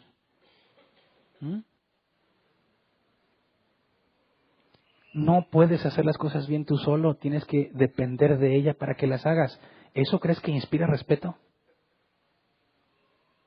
¿Eso crees que la mujer va a decir, ay, sí, mi viejo tan fuerte y responsable? Hombre, si no le digo nada, ahí se queda y lo corren del trabajo. Eso va desgastando la relación y ella va tomando cada vez más control. Los dos tienen que estar conscientes de eso, la mujer en refrenar su deseo de controlar y el hombre no ser negligente y dejar que la mujer controla cosas que no tiene por qué controlar. ¿Me explico? Dice la Escritura, pero él te dominará. Ahí está el conflicto. Ella lo quiere dominar, pero él debe dominar. Si ella se deja llevar por su impulso de dominar, está en pecado. Si él se deja dominar, está en pecado. Y esos problemas son causa de muchos conflictos en el matrimonio, cosas insignificantes. Oye, yo vengo, dicen algunos, aquí está el dinero. Haz lo que tú quieras con el dinero. Yo trabajo, agarro el dinero de lo que me pagan, ahí está. Algunos dicen, ya, pues quítate de problemas, ¿verdad? Que ella decida. Sí, pero tú no estás consciente de lo que falta, de si alcanza o no alcanza, si necesitas más, si se está gastando de la mejor manera posible. No sabes y no te importa. ¿Qué estás haciendo? ¿Quién empieza a tener control cada vez más de las cosas que pasan en la casa? La mujer que está decidiendo sobre todo lo que pasa en la casa, porque muchas de las cosas que pasan en la casa tienen que ver con dinero. Y tú cada vez más te aíslas más de lo que sucede en tu casa. Porque tú piensas que porque soltaste el dinero ya cumpliste. Sí, pero no te asombres cuando nadie te respeta en tu casa. Nadie te considera para nada en tu casa. Nadie te pide permiso en tu casa para nada. ¿Por qué mis hijos no me respetan? Porque tú nunca fuiste digno de respeto. ¿Por qué mis hijos no me preguntan, no me buscan, no me piden consejo? Porque nunca demostraste tener la sabiduría para hacerlo. Eso es muy común en las madres mexicanas. Un matriarcado pasivo, porque es la que más sufre, pero a fin de cuentas es la que hace las cosas. Y eso genera mamitis. Porque en lugar de estar pensando en el papá como el que guía, como el que gobierna, están pensando que es un bueno para nada, no sabe hacer las cosas y la salvadora es la mamá. Y se hacen dependientes de su mamá y no saben cómo debe ser un hombre porque nunca lo vieron en su casa. Por cosas insignificantes que dejas que vayan pasando cada día. Y está en la naturaleza de ambos. ¿Por qué se le tiene que decir a Adán, tú debes de dominar. ¿Qué fue lo que respondió Adán? Esta mujer es la que me dio a comer. Ahora, de ahora en adelante Adán jamás va a poder decirle a Dios, fue ella. Porque Dios le está diciendo, tú eres el responsable. ¿Y sabes qué? Tú eres el responsable a pesar de que ella quiere ser la responsable. Así que te la vas a tener que arreglar con ella. Porque ella quiere tomar tu lugar y tú no la debes dejar. ¿Me explico? Por naturaleza va a haber conflictos en el matrimonio. Tengo problemas en mi matrimonio. Pues eres humano. Si no los tienes, me voy a asustar mucho. ¿Qué eres? ¿Un demonio? ¿Un ser celestial? ¿Cómo explicas que un matrimonio no tenga problemas si está compuesto de dos depravados? A fuerza, necesariamente va a haber problemas. Entonces, en este punto, ¿la mujer es inferior porque el hombre la domina? Claro que no. Fíjate la sabiduría de Dios. Le dice a Eva, bueno, tú vas a tratar de dominarlo siempre, pero no lo voy a permitir porque él debe ocuparse de dominar. Está reforzando lo que el hombre rechazó. Lo que el hombre quiso usar como excusa, lo refuerza. Y ahí está el conflicto. Entonces, puesto que la mujer puede aliarse con quien quiera y tomar el control si ella quiere, dice Dios, no, ese no, tú vas a querer hacerlo, pero eso no es lo correcto, porque al hombre le voy a demandar que mantenga el control. Así que es una restricción para que la mujer no haga lo mismo que hizo con serpiente. Aventarse a tomar la decisión. Dice, no, tienen que ser como si fueran uno. La decisión tiene que ser en conjunto. ¿Y a quién se le va a pedir cuentas? Al hombre, antes de la caída y reafirmado después de la caída. Por eso le decía el domingo pasado, ¿tienes problemas en tu matrimonio? ¿Quién es el que debe estar trabajando en resolverlo? El hombre. Oye, pero si no es culpa de él, no me importa, porque él es el responsable. ¿Me explico? Es que su mujer es tremenda, no le hace caso a nadie. Bueno, ahora ese es el problema de toda su vida, porque él tiene que encontrar la manera de que su esposa haga lo que debe de hacer sin obligarla a hacerlo. Porque algunos dicen, bueno, si yo voy a dominarla, esta mujer no se deja, así que tiene que ser uno enérgico. No, eso no es lo que dice la Escritura. La Escritura dice que tienes que tratarla como a vaso frágil. Esta de vaso frágil no tiene nada. Este es de acero inoxidable. Bueno, ahí está la clave. Necesitas a Dios. Necesitas mucha sabiduría. Porque tu mujer, si realmente no tiene nada de vaso frágil, bueno, necesitas mucha capacidad para poder lidiar con ella. Se sienta amada, respetada, y mientras se siente así, haga lo que corresponde. ¿Me explico? Entonces ningún hombre puede decir, tengo problemas porque ella hace esto. Ella no me entiende. Ella no me valora. Bueno, tal vez no te valora y no te entiende, pero eso sale sobrando. Es tu responsabilidad arreglarlo. Y ahí está la sabiduría de Dios. Tiene que obligar a uno a que dé el paso. Porque si la obligación no estuviera en ninguno de los dos, nadie hace nada. Pero si te pone la obligación tú, aunque no hayas hecho nada mal tú, aunque todo lo mal esté haciéndolo ella, es tu responsabilidad arreglarlo. ¿Me explico? Un hombre sin Dios está en el hoyo. Jamás va a poder lidiar con la depravada que tiene como mujer. Jamás. ¿Quieres que tu esposa te respete? ¿Cómo le haces? Apantállala. ¿Cómo le hiciste para que aceptara ser tu novia? Pues porque no me conocía, tenías una enorme ventaja.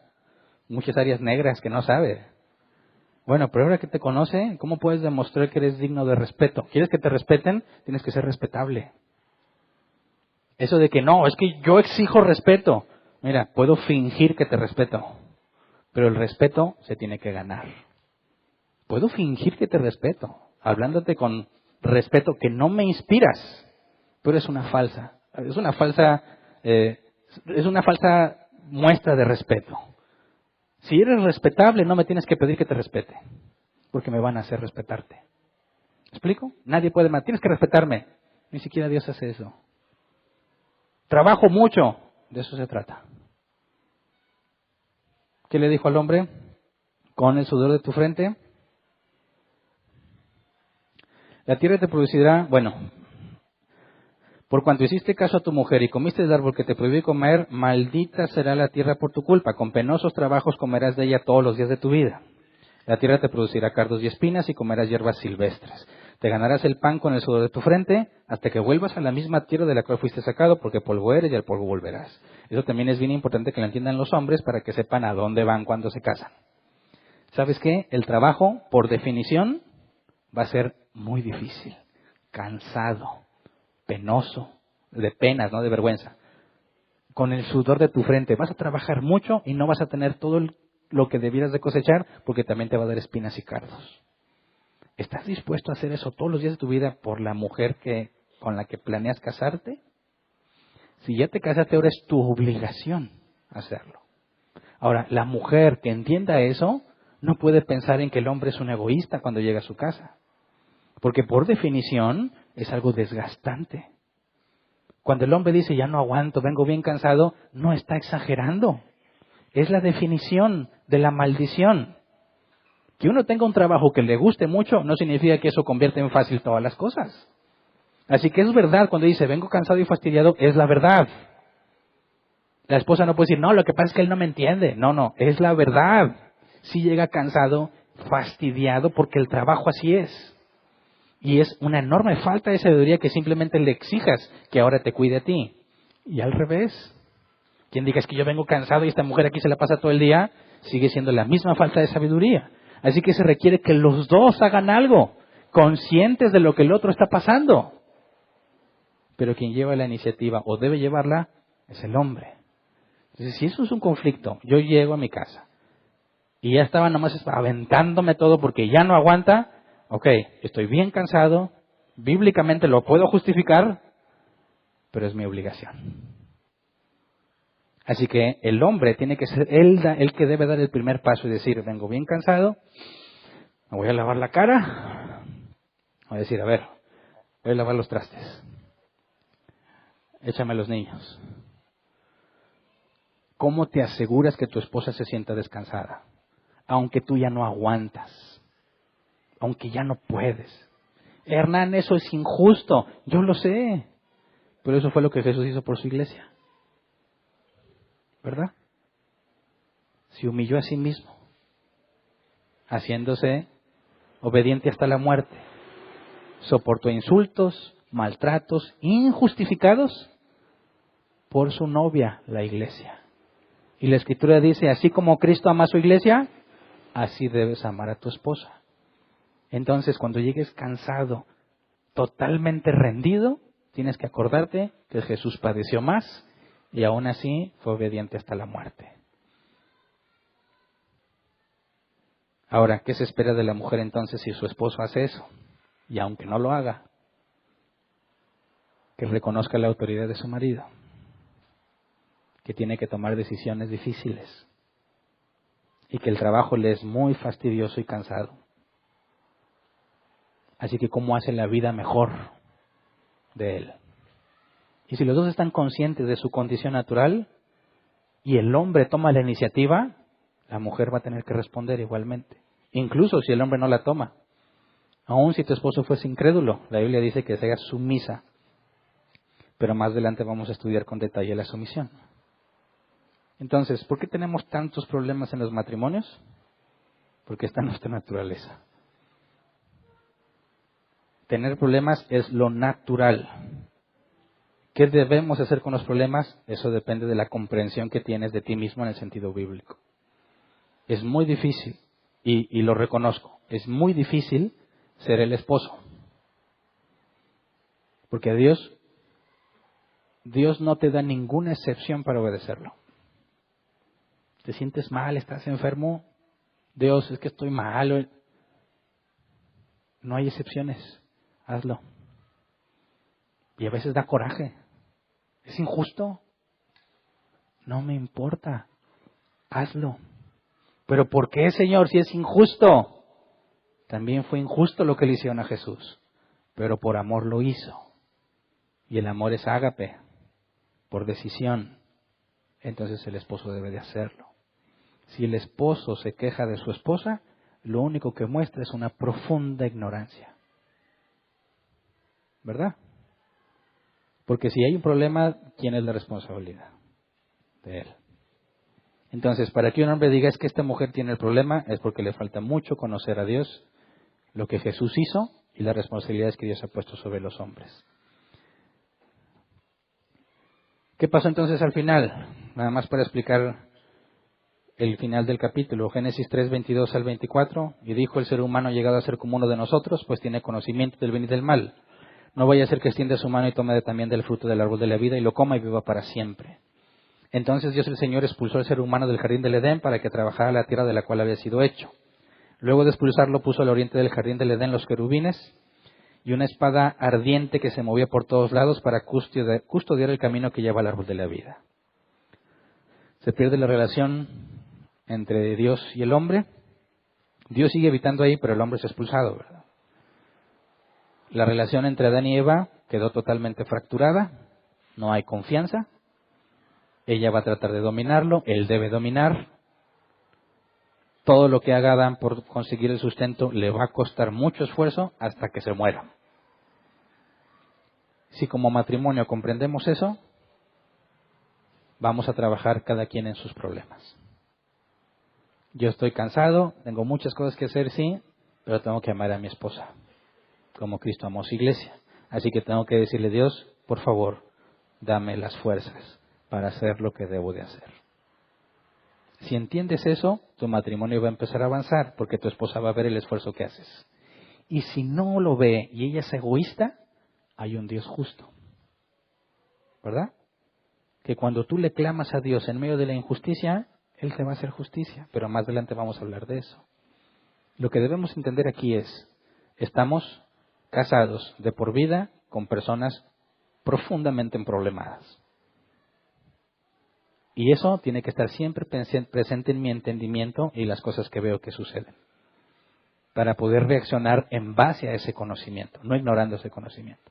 Llego y mi esposa está fastidiada, harta, cansada. Hay algo que no estoy haciendo bien. Lo que yo quisiera y lo que todo hombre debe de querer es llegar y que su esposa esté feliz de verlo. Que esté feliz de que está allí. Que estaba esperando a que llegara. Porque cuando él está, ella se siente mejor.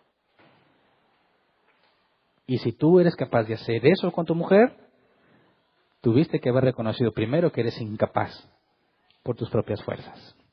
Y que tienes que negarte a ti mismo. Y esa es la esencia del cristianismo, ¿verdad? ¿Quieres ser mi discípulo? Toma tu cruz, niégate a ti mismo y sígueme. Entonces, ¿hay problemas en el matrimonio? Porque andan muy carnales. Si fueras cada vez más santo, cada vez debería haber menos problemas, ¿verdad? Porque si yo soy santo y hago lo que a Dios le agrada, y mi esposa egoísta y quiere discutir conmigo, va a estar bien difícil. Porque ¿de qué me va a culpar si yo hago las cosas bien?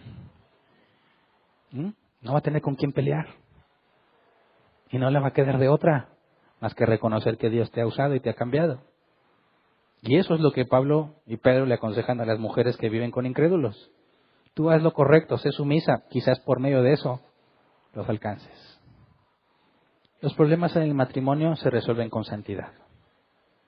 Tengo un problema con mi santidad. No estoy haciendo lo que debiera de ser. El problema no es ella, el problema soy yo. Si yo hago lo que es, me empiezo a humillar a mí mismo, a obligarme a hacer las cosas como debo hacerlas, y aunque al principio no lo hago de buena manera, tengo que obligarme a hacerlo de buena manera, vas a ver que el matrimonio va a empezar a avanzar. Y no tienes por qué culpar al otro. El problema eres tú.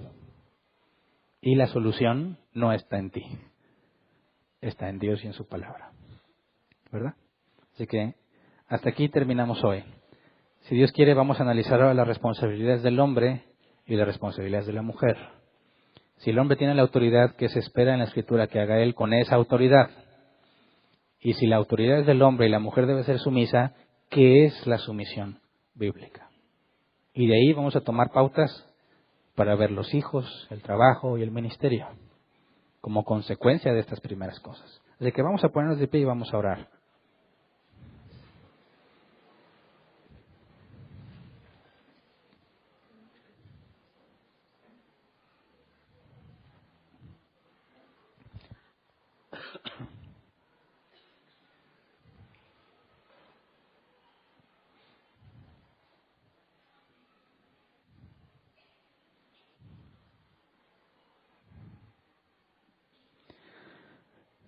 Yo sé que todos los matrimonios tienen problemas, ¿verdad?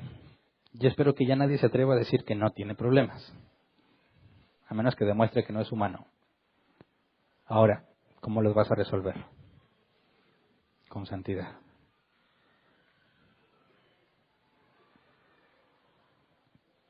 Ruégale a Dios que te ayude. Te tocó un esposo pésimo, ni hablar. Dios se va a encargar de él. Tú haz lo que debes hacer. Te tocó una pésima esposa. Es exactamente lo mismo. Pero un agregado. Esfuérzate para que ella cambie, ayudándola en todo lo que puedas, aunque sea injusto. En eso consiste ser discípulo de Cristo. Padecer injustamente por causa de su nombre. Hombres van a tener que ser soldados de Jesucristo, dispuestos a padecer, a entregar su vida por el bien de su esposa, aunque les cueste su vida. Y te aseguro que no has llegado a ese punto, ninguno de nosotros. Entonces el amor se muestra no con los sentimientos, sino con las acciones. Y cuando se muestran las acciones, de ahí van a venir los sentimientos. ¿Sabes? Yo he conocido hombres feos con F mayúscula que convencen a muchachas muy bonitas de que sean sus novias. Y decía, es un misterio impresionante. Yo hacía mis teorías psicológicas, ¿verdad? Es que a lo mejor es el hostigamiento. Los hostigan y los hostigan hasta que las confunden. Pero no. Conforme pasa el tiempo aprendes. Es que es como la trataba. Había muchos guapos, pero ninguno la trató como este feo. Y como la trató así y le hizo sentir especial, empezó a desarrollar sentimientos que no tenía y que ni loca hubiera tenido. ¿Me explico? Porque nos vamos a poner feos todos. Entonces, ¿cómo le vas a hacer? No, pues es que ya no soy el de antes. Ya no tengo lo que tenía antes. Ahora, ¿cómo le hago? Pero la conoces cada vez más. ¿Verdad? La conoces como ningún otro ser humano la conoce. Tú eres el único que puede provocar emociones en ella. Si lo haces bien. Otro también las puede provocar, lamentablemente. Pero es tu responsabilidad. Tú tienes que demostrar que no necesitas ser un Brad Pitt. Que aún le diría no a Brad Pitt, porque Brad Pitt no la va a pelar ni la va a tratar como tú la tratas. Acuérdate, payaso ninja. ¿Acuerdan? Casi a todas las mujeres les gusta que les hagan reír. ¿Hace cuánto no haces reír a tu esposa? Nomás están peleando. La risa es como anestesia. Hasta la vista se pone borrosa porque aunque está feo se empieza a ver guapo. De veras. Sí funciona. ¿Cómo creen que yo le hice para espantar a tanto buitre incircunciso de Verónica? La clave está en hacerla reír. La risa es un regalo de Dios. Piensa, ¿qué prefieres? ¿Estar con alguien que está siempre todo serio y quejándose o alguien con el que te estás riendo? Siempre, todos, aunque sea nada más para pura amistad, ¿te gusta estar con los que echan relajo? Claro que hay momentos de seriedad en que no aplica eso, ¿verdad? Pero si se trata de elegir con quién vas a pasar el tiempo, siempre vas a elegir una persona que resulta agradable, que su plática resulta amena y de buen gusto, que hay algo que puedes aprender, una perspectiva que no conocías, alguien que está dispuesto a ayudarte, y eso aplica en ambos lados, el esposo con la esposa y la esposa con el esposo. Dejamos de pensar en lo que nuestra pareja piensa de nosotros y nos hemos enfocado en nuestros problemas. Y sí, todos empezamos a tener kilos de más, menos pelo, más de lo que físicamente se pueda considerar totalmente inatractivo. Sí. Y entonces damos por hecho que eso ya no se necesita en el matrimonio, que hemos llegado a otro nivel donde ya nos amamos más. Mentira, es pura negligencia. Pero si te enfocaras, si ya estás en un caso perdido donde ya no hay punto de regreso físicamente, bueno, pero compénsalo. Te aseguro, en ambos lados, que si tú, como hombre, supieras que tienes una mujer hermosa en tu casa, que disfrutas estar con ella y tú sabes que ella disfruta estar contigo, no perderías tiempo en llegar a tu casa. Al revés. Si ella sabe que viene su esposo, que siempre está al pendiente de ella, que se esfuerza por agradarle a ella y que va a venir a ayudarle en lo que pueda, va a estar feliz de que su esposo venga. Haya o no haya dinero. ¿Verdad? Son cosas pequeñas, a veces insignificantes, que transforman completamente un matrimonio. Si entiendes tu naturaleza y el deber ser. Así que con la información que vimos ayer y la información que vimos hoy, todos tienen suficiente para empezar a trabajar en resolver sus problemas. Más que suficiente. Así que vamos a agradecer a Dios y a pedirle que cada uno en lo individual, pedirle que nos cambie, porque el problema está en ti. Vamos a orar, Señor. Queremos agradecerte por todos los matrimonios que están entre nosotros. Enséñanos a comprender lo que la Escritura dice con respecto a nosotros y con respecto a nuestro matrimonio. Enséñanos a pensar en términos bíblicos. Enséñanos a ver las necesidades que tengo como persona y mi naturaleza corrupta, para que pueda trabajar en dominarme y para que pueda trabajar en entender a mi pareja que tiene la misma naturaleza corrupta que yo tengo. Enséñame a ver todas las cosas que suceden bajo el lente bíblico. Y cuando nos enojemos, entender que muchas veces nos dejamos llevar por la carne y decimos cosas que no debíamos decir o que realmente no queríamos decir. Enséñanos a ver que nuestra carne nos domina muchas veces y terminamos haciendo cosas que no queríamos hacer. Pero el orgullo, el deseo de venganza, la sensación de injusticia, muchas veces nos controla y nos manipula, nos dejamos llevar. Danos el control, Señor, por medio de tu santidad. Danos cada vez más santidad para que podamos controlarnos a nosotros mismos. Y de esa manera empezar a generar un cambio en nuestro matrimonio. Hemos cometido muchísimos errores, Señor, y no los ocultamos. No queremos responsabilizar a nadie más como nuestra naturaleza nos lleva a hacerlo, sino queremos confesarlo. Hemos pecado. He pecado, Señor, y he faltado mucho a mis obligaciones para con mi esposa. He cometido errores que en lugar de ayudarla la perjudican. He cometido errores que quizás han hecho que ella no se sienta bien estando conmigo, que no tenga ganas de verme, que no me respete, que no me valore por las cosas que hago, Señor. Sé que he hecho muchas cosas mal y te ruego que me ayudes, primero a verlas, a tener conciencia de esos errores y luego que me des la santidad para trabajar en corregirlos. Quiero parecerme cada vez más a ti, Señor, y eso implica que cada vez más me voy a sacrificar por mi esposa.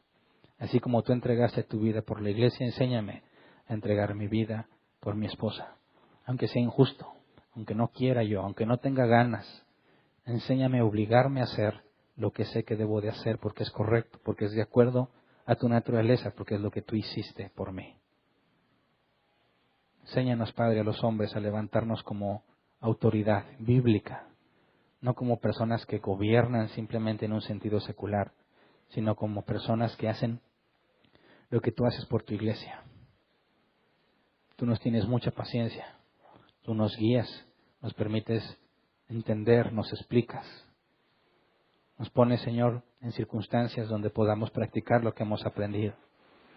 Enséñanos, Padre, a ver desde esa misma perspectiva lo que tú haces por nosotros, que podemos buscar hacerlo para nuestras esposas. Que seamos pacientes, amorosos como tú lo eres, serviciales como tú lo fuiste y lo sigues siendo.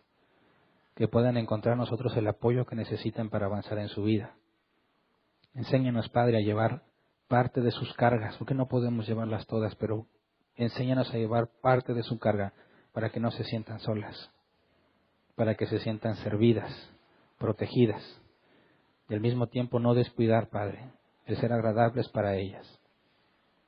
En la medida de lo posible, tanto físicamente como espiritualmente, que nuestras esposas nos vean como alguien con quien les gusta estar, alguien con quien quieren pasar el tiempo, a quien le quieren platicar sus cosas, porque somos confiables, porque somos honestos, porque las amamos y somos serviciales. Enséñanos, Padre, a ser como tú eres, Y a las esposas entre nosotros enséñales a ver que si su esposo se esfuerza, que si da el primer paso, ella está obligada, Señor, a hacer lo que corresponde. Por amor a tu nombre, Señor, enséñalas a esperar en ti, a ser pacientes, Señor, confiando en que tú tienes control de sus esposos. Nada pasa sin que tú lo permitas. Y aunque los esposos estén cometiendo errores, enséñales, Señor, a ser pacientes y a saber cómo decir y hacer las cosas. Que refrenen su deseo de dominar. Que refrenen sus intenciones de tomar el control, Señor. Que sepan esperar en ti. Que puedan ver que tú tienes el poder de transformarnos sin importar cuán grave sea la falta o el problema. Que puedan ver, Señor, tanto ellas como nosotros, que tú eres nuestro ayudador, nuestro proveedor. Tú eres quien nos fortalece y quien nos levanta cuando caemos, que tú eres quien ha puesto el yugo en nosotros según su soberana voluntad, porque eso es bueno para nuestras vidas. Así que, Señor, danos la sabiduría que necesitamos para mostrar al mundo que el matrimonio como institución es sagrado, muestra la gloria de Dios y que nosotros en la práctica podamos también tener el privilegio de mostrar tu gloria con aquellos que nos conozcan. Gracias por todo lo que has hecho y lo que harás. Amén. Pueden sentarse.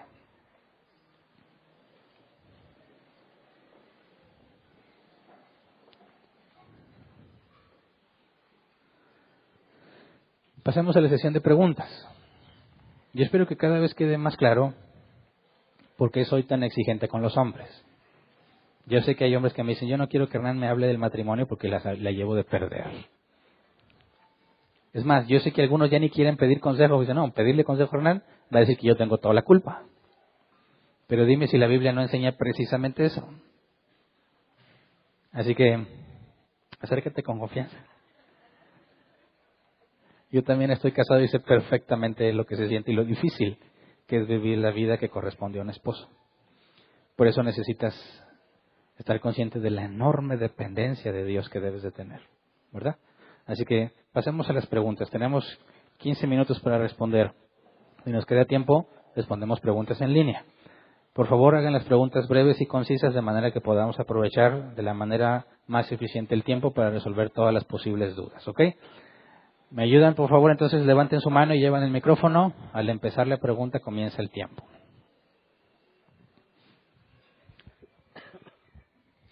Buenas tardes. Buenas tardes. Tengo dos preguntas. La primera es, ¿qué implicaciones tiene en el matrimonio o en la vida actual que Dios haya roto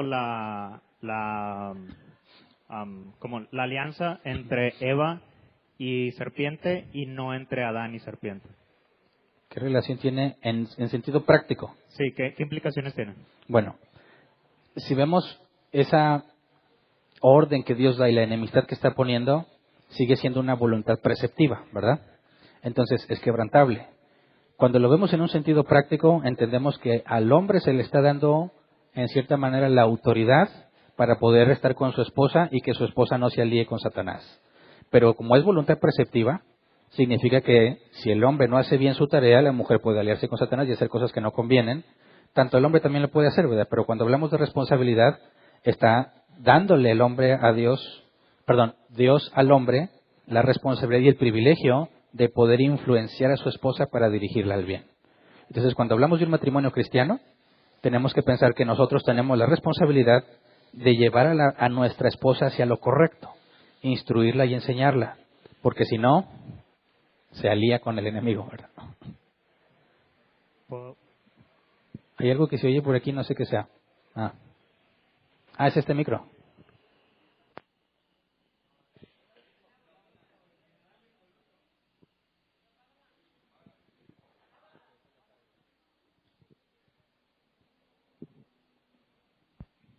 ¿Me oigo? Entonces aquí está este. Es el diablo. Ahora sí. ¿Me ponen el volumen en este otro, porfa? Sí. La otra pregunta es, nosotros como esposos, ¿qué debemos de hacer para que nuestra esposa, digamos, en su deseo de querer dominarnos?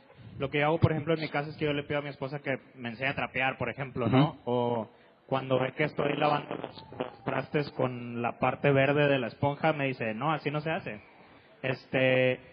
Y mi pregunta es esa, o sea, además de yo procurar aprender de ella, digamos, las labores de la casa o cosas que por naturaleza a ella le salen mejor, ¿qué otra cosa puedo hacer para que ella mengue en ese sentido? Y relacionado a eso, ¿está bien que yo procure ser mejor que ella pues si no es en todas las cosas, en la mayoría de las cosas? Bueno, es que no se trata de que alguien sea mejor, sino de un complemento. Y ser un complemento implica que reconozco que ella es mejor en cosas en las que yo no soy bueno. Entonces, no se trata de que tú te conviertas el mejor en todo, porque es imposible. Pero entonces, ¿cómo le haces para que ella esté dispuesta a ser sumisa, por así decirlo, ¿verdad? Bueno, yo pienso que tus obras son lo que va a determinar eso. Es decir, si tú lo ves en analogía, Cristo es la iglesia, esposo y la esposa. ¿Cómo es que nosotros nos sometemos o nos sujetamos cada vez más a Dios? Conforme lo conocemos más y nos muestra cada vez más su poder, ¿verdad? En ese sentido, obviamente es súper limitado. Conforme el esposo vaya demostrando que es capaz y que es confiable, la esposa no va a tener la necesidad de tener que hacer algo que él no hace. ¿Me explico? Entonces, tu santidad, haciendo las cosas que como hombre corresponden, es lo que va a fortalecerla a ella para que no trate de hacer las cosas que tú haces porque eres confiable. ¿Me explico? ¿Alguien más? O no sé dónde está primero el micrófono. Sí, bueno. Habías comentado acerca de la toma de decisiones, que regularmente debe ser del marido. Pero, por ejemplo, hay veces que salimos, mi esposa se la pasa encerrada todo el tiempo, y pues yo puedo comer afuera lo que yo quiera a cada momento. El hecho de dejarla tomar ciertas decisiones en a dónde te gustaría ir, qué es lo que quieres hacer hoy, implicaría en que ella está tomando un control que no debe tomar, o más bien es parte de la complementación. Depende. Es que mira, todo en exceso es malo, ¿verdad? Todo es lícito, pero no todo conviene. Entonces, imagínate que tú siempre le estás cediéndole la decisión a tu pareja en ese tipo. ¿Qué vamos a hacer? Bueno, lo que ella quiera, y lo que ella quiera, y lo que ella quiera. Lamentablemente, por nuestra naturaleza corrupta, va a llegar a la conclusión entonces que ella es la que decide, ¿verdad? Y llega el momento en cuando tú quieres hacer algo, para empezar no vas a saber cómo hacerle, y va a decir, oye, ¿por qué lo vas a hacer tú si siempre lo hago yo? No sé si me explico. Tienes que encontrar un balance porque tú también tienes deseos. Tú también quieres hacer lo que tú quieres. Entonces, no se trata de que cedes completamente algo porque tú empiezas cada vez más a sentirte reprimido. Cada vez vas a sentir que no eres tú, que siempre estás sujeto a lo que ella quiere hacer. Y eso te va a generar un conflicto a ti y un conflicto a ella. Entonces, se trata de que los dos se entiendan, se conozcan y se respeten, ¿verdad? Entonces, tiene que haber una negociación. Claro, si para ti la comida no es algo importante y comes lo que sea, pues que ella escoja. Pero si un día quieres comer, no sé, pizza, y se te antoja, no debes de decir, no, bueno, pues lo que tú quieras. No, oye, tú dices, oye, a mí me gustaría comer pizza, ¿verdad? O sea, no se trata de que te reprimas lo que tú quieres por darle gusto. No, claro que vamos a tratar de ceder por darles gusto, pero no siempre vas a estar dándole gusto en todo lo que quiere, ¿verdad? Porque tú también tienes una personalidad y ella también tiene que conocer cuáles son tus deseos y tus gustos y también debe ella tratar de darte gusto. Entonces hay que encontrar un balance. No se trata de que dejes de ser una persona y te conviertas simplemente en un sirviente. Como quiera, no hemos tocado esos temas, pero vamos para allá. ¿Alguien más? Ya está el micrófono. ¿Acá? Okay. Una pregunta. Con respecto a lo que mencionó sobre serpiente, cuando lo relacionó como de que lo que vieron fue a un ser celestial, pues un querubín, ¿cómo lo relacionamos?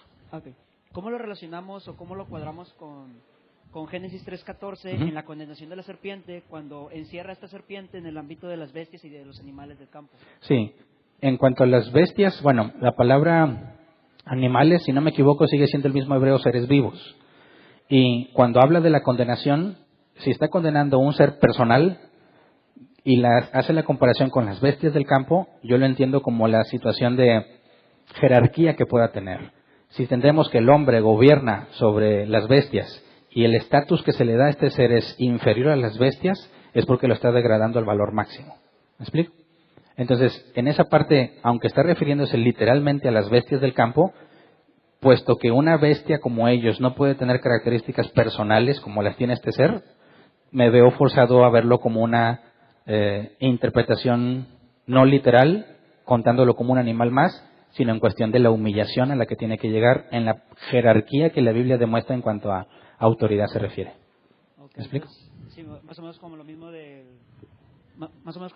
cuando dice que comerás polvo como una muestra de humillación que sus años que ellos tienen. No que literalmente se lo va a comer o que literalmente se va a arrastrar, sino que esa es la posición de humillación más clara en el contexto. Cuando alguien se humillaba a otra persona, se postraba en tierra. Bueno, a veces se llegaba al extremo, pero era ya... No siempre, ¿verdad? Pero esa es digamos, la postura más clara de la humillación de alguien. Okay. Como quiera son temas secundarios, ¿verdad? Podemos tener diferencias de opinión en cuanto a eso. ¿Alguien más? Bueno. ¿Dónde está el micro? Acá. ¿O alguien me habla? Buen día, pastor. Buen día. El domingo pasado no tuve la oportunidad de estar aquí presente porque estaba en clase. No sé si se hizo esta pregunta, escuché el tema anterior. Mi pregunta es que en cuestión del matrimonio se habló también de un pacto de hombre y mujer ante Dios, ¿verdad? Pero bíblicamente hablando, ¿cuándo inicia ese pacto? Ya que sabemos que pues existen lo que son bodas civiles, existen eventos religiosos que llevan a creer que un inicio de pacto es cuando estás presente ante un juez, pero bíblicamente hablando, ¿cuándo sería el...? Bueno, cuando veamos el tema del divorcio vamos a tratar el asunto de la ley, porque si hay un divorcio legal, por ejemplo, en la Biblia decía tienes que hacer carta de divorcio, y está hablando de un documento con validez, entonces el matrimonio también tiene validez en lo social. Pero si vamos nada más hasta lo que hemos leído, el matrimonio inicia cuando Dios le entrega a Adán su esposa, que es Eva. En ese momento, cuando se le entrega, ahí está el compromiso del hombre para con Dios y por consecuencia con su mujer. Entonces, si tú tratas de trasladar eso a la vida real, haciendo a un lado lo que es la ley, que va a variar, depende de la cultura, cuando el hombre recibe la responsabilidad de su mujer para empezar a iniciar con la vida matrimonial, que tiene que ver con lo sexual y lo de provisión y todo eso, en ese momento inicia el matrimonio. ¿Me explico? Que cuando lo vemos en las bodas bíblicas, cuando la muchacha entraba a la recámara nupcial, es cuando oficialmente estaban casados. Ok, muchas gracias. ¿Alguien más? No sé quién levantó primero la mano. Sí, cuando comentabas, Hernán, acerca de que la serpiente habla y que no es algo normal o lógico, pero vemos que en el libro de Números la burra de Balaam habla y le dice, oye, espérate, no pases porque el ángel está con la espada. Ahí, ¿qué interpretación o cómo lo explicas? Bueno, porque vemos claramente la intervención cuando Dios explica, o el ángel le dice, ¿por qué no le hiciste caso a la burra, verdad? Vemos que hay una intervención divina en que la burra hable, pero no hay nada que indique que las serpientes hablaban. ¿Me explico? Y que a partir de ese momento, que fue maldita o castigada, dejaron de hablar. Es decir, esa información no está en el texto. En el caso de la burra, lo sorprendente es que haya hablado, pero no hay nada de que indique sorpresa en Génesis con la serpiente hablando. Ahora, el hecho de que la burra hablara en ese momento vemos que fue un asunto limitado, no que se quedó como el burro de Shrek, ¿verdad? Que ya toda su vida siguió hablando. Fue una excepción a la regla. En el caso de la serpiente, si está consciente de lo que Dios ha dicho y puede cuestionar, y tú estás hablando de atributos que son propios de una persona. Entonces, temporalmente y momentáneamente la burra pudo expresar algo, pero no hay nada que indique que la burra se quedó con esas características. En el caso de serpiente, tiene muchas características que lo hacen una persona que no podrían aplicar a un ser que no tiene la imagen y semejanza de Dios como lo tiene el hombre. Los únicos que tienen cierta similitud, por así decirlo, con Dios en cuanto a su razonamiento y la libertad son los seres celestiales y el ser humano. De ahí, los animales y las bestias, ninguno tiene esa capacidad. Por eso es la distinción entre la serpiente como algo que se encuentran y platican y la burra como una excepción milagrosa. ¿Sí me explico? Si no se hubiera hecho rico Balaam con esa burra. Buenas tardes. Buenas tardes. Hernán, en un matrimonio que conoce de Dios, si alguno de los dos comete un pecado garrafal, Dios puede aplicar lo que dice Proverbios, de que el que encubre sus pecados no prospera en lo que va a hacer más adelante. Okay. Pecado no confesado, dices esto. Sí, hasta que no se confiese el pecado o haya transparencia con la pareja, puede hacer Dios que no prospere ese matrimonio. Claro. Dios, bueno, la Escritura, Pedro dice que los hombres, sus oraciones tienen estorbo, de así no están haciendo lo que corresponde con su mujer, con su esposa. Entonces, cuando uno de los dos en el matrimonio comete una falta grave y decide encubrir su pecado, bueno, si es hijo de Dios, esa persona va a entrar en un proceso de disciplina, ¿verdad? Y va a empezar a surgir el problema en el matrimonio, porque no van a poder vivir como si nada pasara. Es decir, yo sé que en el mundo pueden cometer errores graves, simplemente se los tragan, no le dicen a nadie y siguen viviendo así toda la vida. Pero eso demostraría que no son hijos de Dios, ¿verdad? Porque el hijo de Dios es convencido de pecado y es disciplinado. Entonces, aunque un hijo de Dios haya pecado algo grave y decida ocultarlo, no va a poder mantenerlo oculto. Porque también la Escritura dice que Dios va a sacar a la luz lo que está oculto. Entonces, parte de la forma de reconocer a un hijo de Dios es que por más que él se haya decidido ocultar y no confesar su pecado, puesto que Dios lo ama, lo va a exhibir. Y entonces, aunque sabemos que nuestra pareja nos puede engañar gravemente, confiamos en Dios en que no nos va a dejar engañados, porque Él va a sacar a la luz eso. Ok, pero no trataríamos trataríamos de decir que Dios es injusto porque si, por ejemplo, el hombre que si comete el pecado, pues él solo llevaría la disciplina, Bueno, claro, sin afectar a la esposa y a los hijos. En cambio, esas acciones serían injustas. Esas acciones serían injustas. Pero acuérdate que el llamado es padecer por causa de Cristo. Y si vas a hablar de padecer por causa de Cristo, se asume que es algo injusto. Porque si padeces por el mal que hiciste, no tiene ningún mérito. Pero si padeces injustamente, entonces se te ha concedido el privilegio de ser tratado como fue tratado Jesús. Pero eso no significa que Dios va a ser injusto, porque todos vamos a comparecer ante el tribunal de Cristo. Entonces va a haber periodos en nuestra vida matrimonial donde injustamente vamos a tener que permanecer fieles a lo que Dios ha dicho. Pero esa fidelidad y negación de ti mismo es lo que se espera del cristiano para que ese matrimonio pueda funcionar. ¿Me explico? Ok, gracias. ¿Alguien más? Una pregunta rapidísima.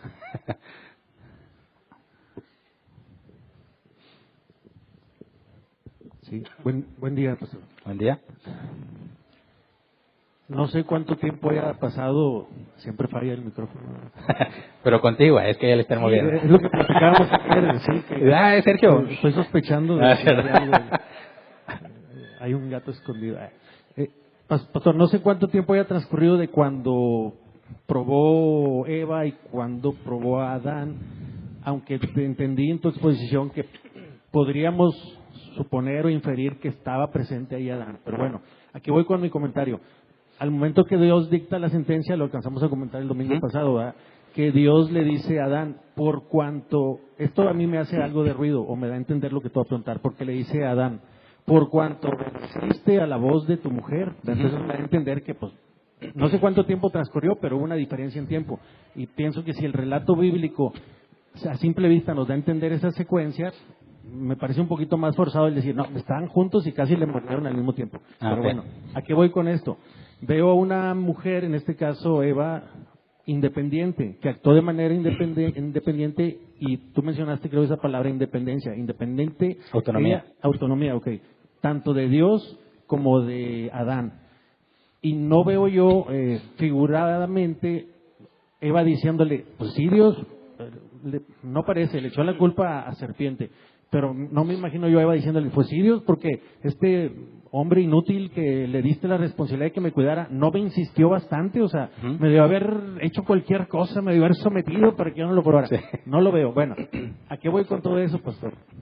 Veo en la Biblia, a lo mejor no lo he entendido bien, que Dios dice, cualquiera que amare más a su esposita, a su esposito, a su hijo, a su padre, a su madre, y no a mí, pues como que no es el orden divino, ¿verdad? Bueno, entonces ¿a qué voy?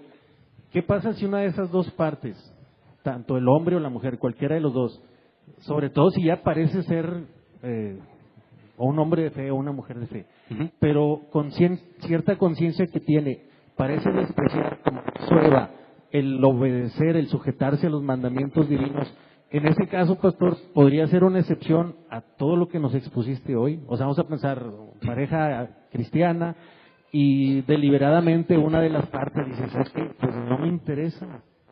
así como dijo Eva, no lo dijo, ¿verdad? Pero no le interesó ni si Adán le sugirió, ¿verdad? Ella sabía que estaba prohibido. Entonces, en ese caso, pastor, sería una excepción a lo que nos está diciendo. Pienso en el ejemplo de cuando la pareja, uno de los dos es incrédulo y Dios manda que se queden. Bueno, pero ¿qué pasa si el incrédulo, el que parece ser incrédulo o es incrédulo, se quiere separar y dice, ¿sabes qué? No me interesa las cosas divinas, al menos por el momento, ¿verdad? Esa sería una excepción a todo lo que expusiste. No. Le explico por qué. Cuando Dios le dice, por haber obedecido a la voz de tu mujer, hay dos posibles explicaciones, al menos dos posibles explicaciones. Número uno, está siguiendo el argumento de Adán. Dijo, la mujer que me diste me dio, ¿verdad? Y comí. O sea, le está diciendo, yo comí porque ella me dijo. Entonces, si Dios sigue esa misma argumentación, le está diciendo, bueno, ¿para qué le haces caso? Esa sería una explicación de por qué dice eso. La otra es que nos dice claramente la Escritura, que comió Eva y luego le dio a Adán. Entonces, Adán, aunque pudo haber, digamos, desde la perspectiva de Adán tomando la decisión, sabe que está mal, ve que Eva come, todavía su última oportunidad era decirle no a su mujer. Pero le hizo caso. Pero eso no significa que él no quería, pero pues como amaba mucho a su esposa, lo hizo, ¿verdad? Simplemente que era su última oportunidad. Eva mordió y él pudo haberse todavía retractado, pero decidió no hacerlo y aceptó comer. Entonces, ese ofrecimiento de parte de Eva puede ser enfocado a decir, obedeciste la voz de tu mujer, ten, come, y él come.